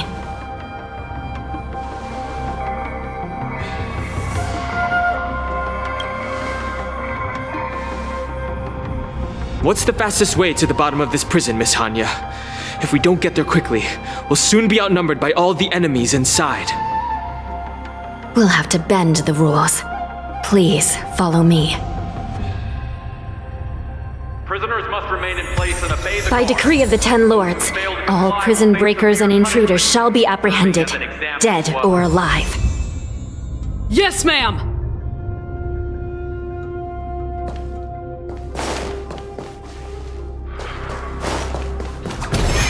Hold your position here. Yes, ma'am! We need a few tools if we want to reach the bottom quickly. Follow me to the next floor. The path is cut off. Someone must have altered the mechanism. No matter. It'll just require a bit more work to get through. Some Spiritfarers occasionally use ingenia from the Artisanship Commission to navigate the treacherous terrain here. Normally, using devices like the shifting screen is strictly forbidden, as they could help prisoners escape. But, given the urgency of the situation, let's just ignore the usual regulations.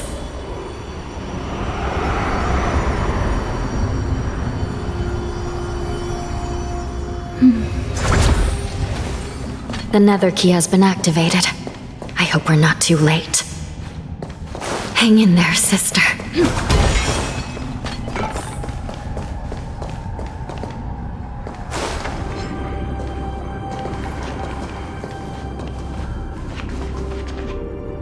Looks like there was a fierce battle here not long ago.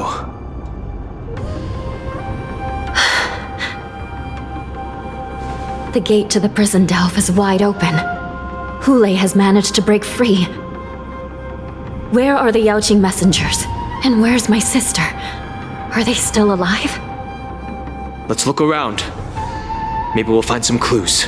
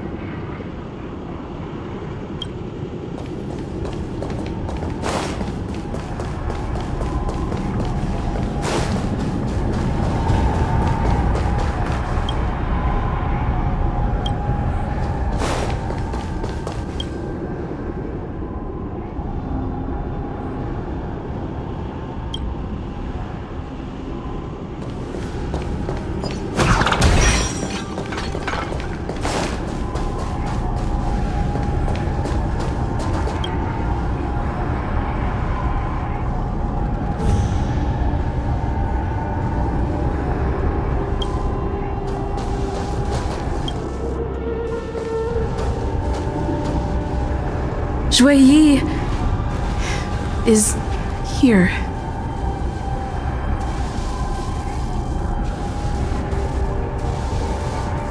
Miss Shui Yi bravely sacrificed herself. My condolences, Miss Hanya. Condolences? Well, that's unnecessary. You misunderstand. Thanks to the Ten Lords' blessing, my sister turned into an ingenium centuries ago. Dying and returning as just a soul to the Hall of Karma's document office has become a routine for her. While I'm not keen on seeing her throw away her body like it's some replaceable part, but...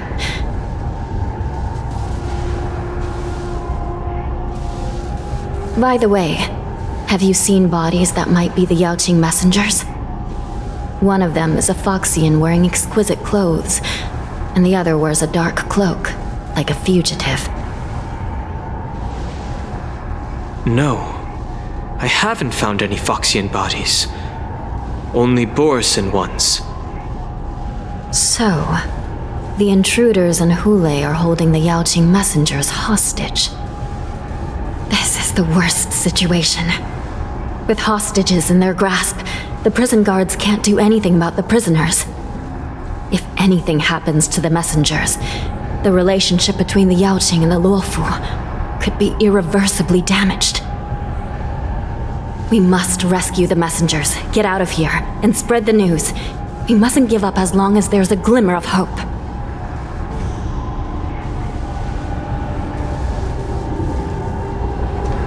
What have you found, Miss Hanya?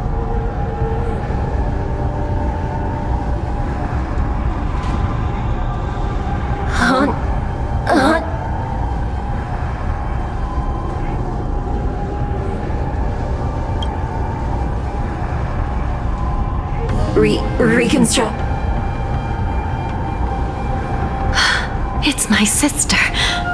Looks like her soul hasn't returned to the Hall of Karma yet. At such a critical moment, her death can give us information that we can turn into an advantage.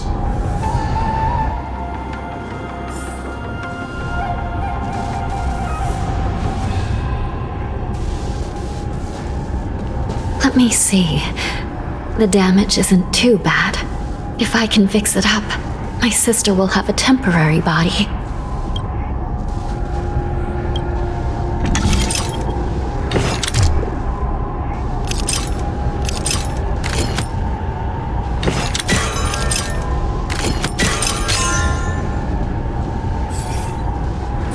Hanya, I'm back. Welcome back, sister. I don't know what kind of expression I should have at a time like this. Happy? Tears of joy? Forget it. I'm used to you coming back in all sorts of forms.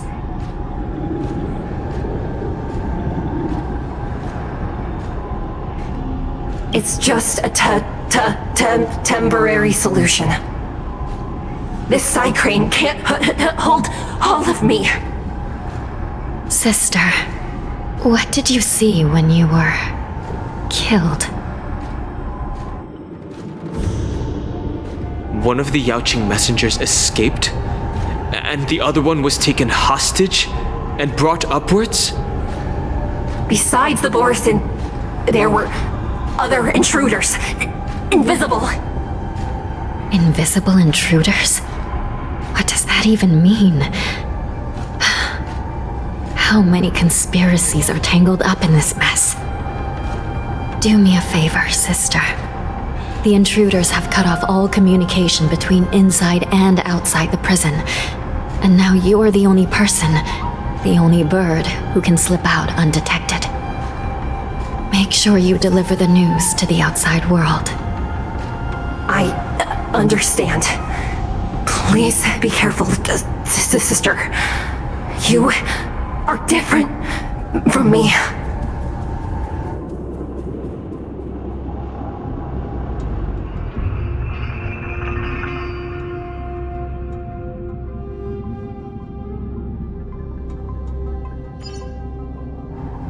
Time is running out, Miss Hanya. If we keep delaying, those Borison will escape from the prison. All right. If we happen to come across that Yaoqing messenger who got away... No. Stopping Hule should probably be our top priority. Wait! Something feels off. Something's approaching us. The invisible intruders? Watch your back! These abominations aren't prisoners from this prison. The prison management on the Luofu is truly concerning. Who are you? Aren't you looking for me? You can't run! Just focus on the fight.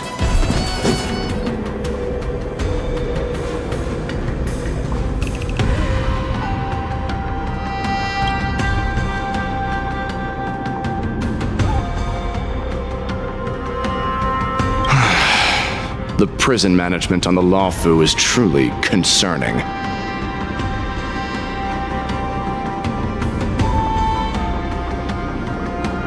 I prefer to be called the Yaoqing messenger who strategically retreated.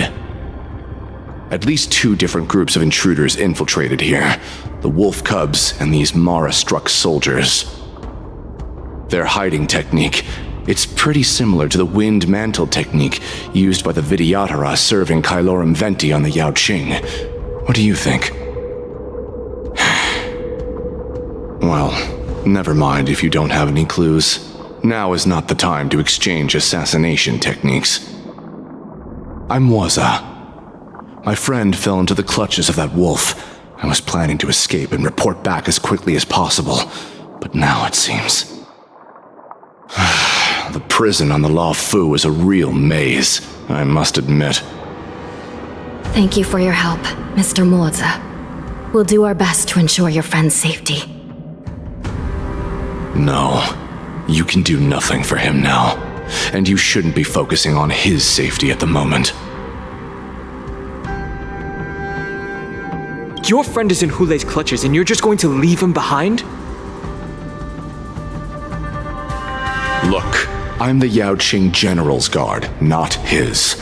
I've seen how that giant wolf fights, and there's no way. Trying to save my friend will only get us killed. I don't know how you think, but I won't throw my life away for a lost cause. Listen up. I've been tracking these fugitives, and I know their next move. They're planning to seal off the entire prison to keep the outside world in the dark. The worst-case scenario we are all killed by that giant wolf, and the Shackling Prison is sealed off. No one will know about us or about their escape until it's too late. And the best case scenario...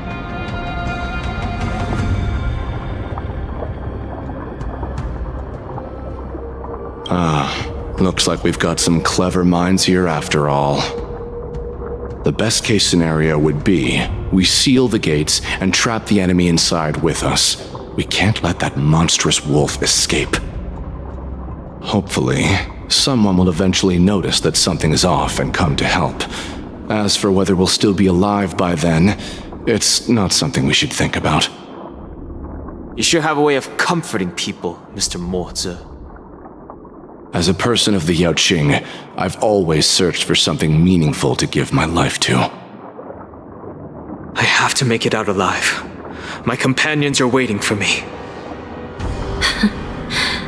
As a netherworld dweller, I've already died once.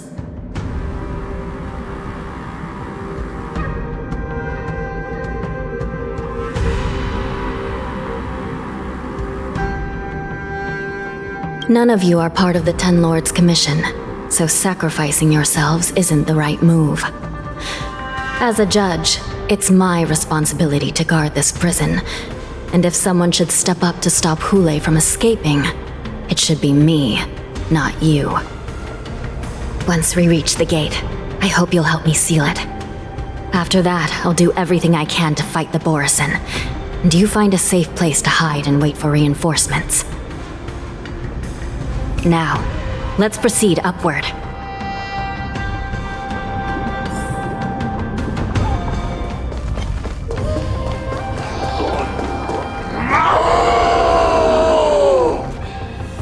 I will hold them back. Don't let Hule escape.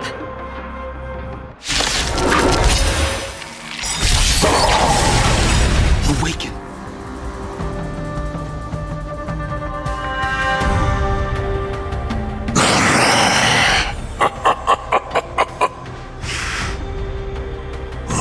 This brings back such familiar memories. Memories of chasing, gnawing and tearing. Oh, they're back. They're back. They've all come back. My lord, we're just one step away from freedom. Once we pass through the gate, no one will be able to stop us. So this hostage is useless now. Kill him, Moktok. He's getting away. Do something, Jiaoqiu. It's just like the old days, you useless loser. Just do something! Maybe this Yaoqing messenger can strike a deal in exchange for his life. He can use his status to help us escape from the Xianzhou. What do you think, Mr. Jiaoqiu?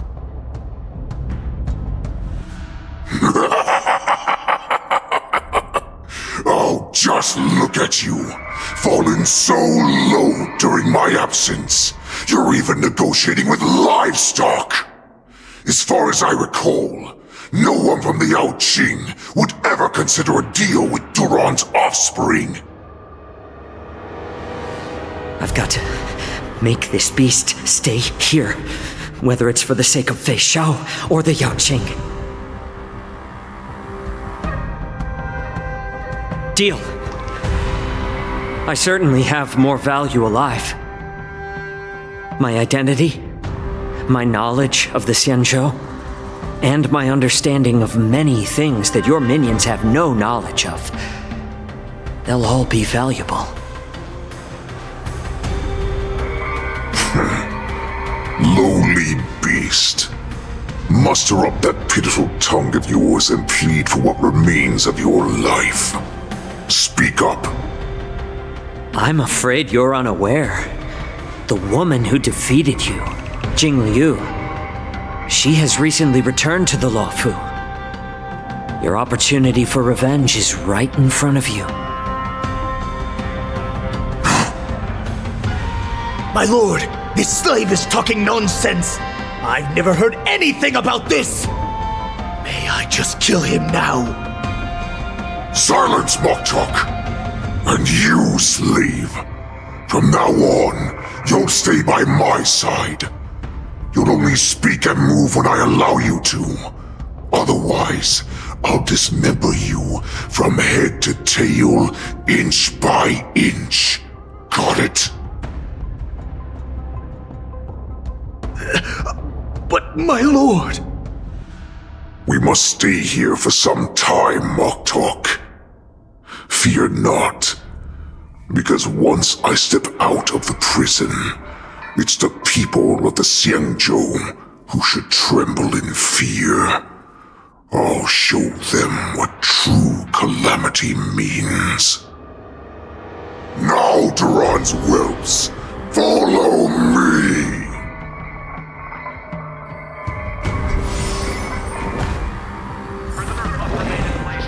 Prison guards, stop them! For our great Lord Hulei!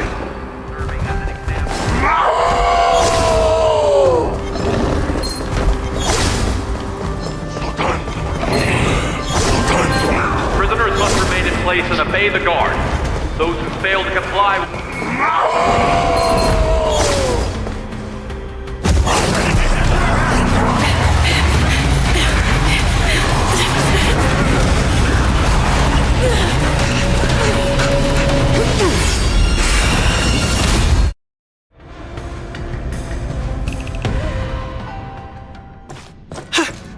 Report!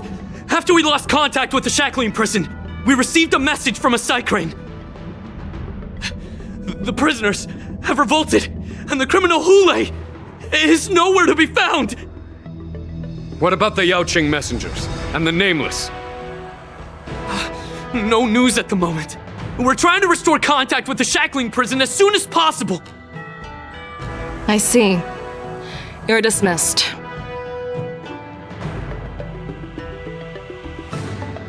General Jing Yuan, General Huaiyan.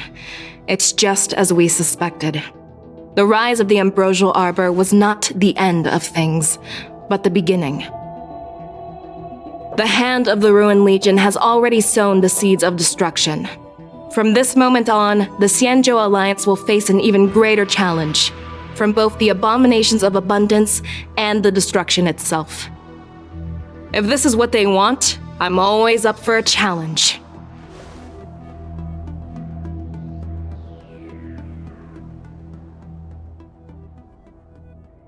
As the Marshal Special Envoy, I'll dispatch the Luofu Cloud Knights to pursue Hulei myself. Looks like the hidden dregs have finally come to the surface. And as I said before, it's time to wash them away, once and for all.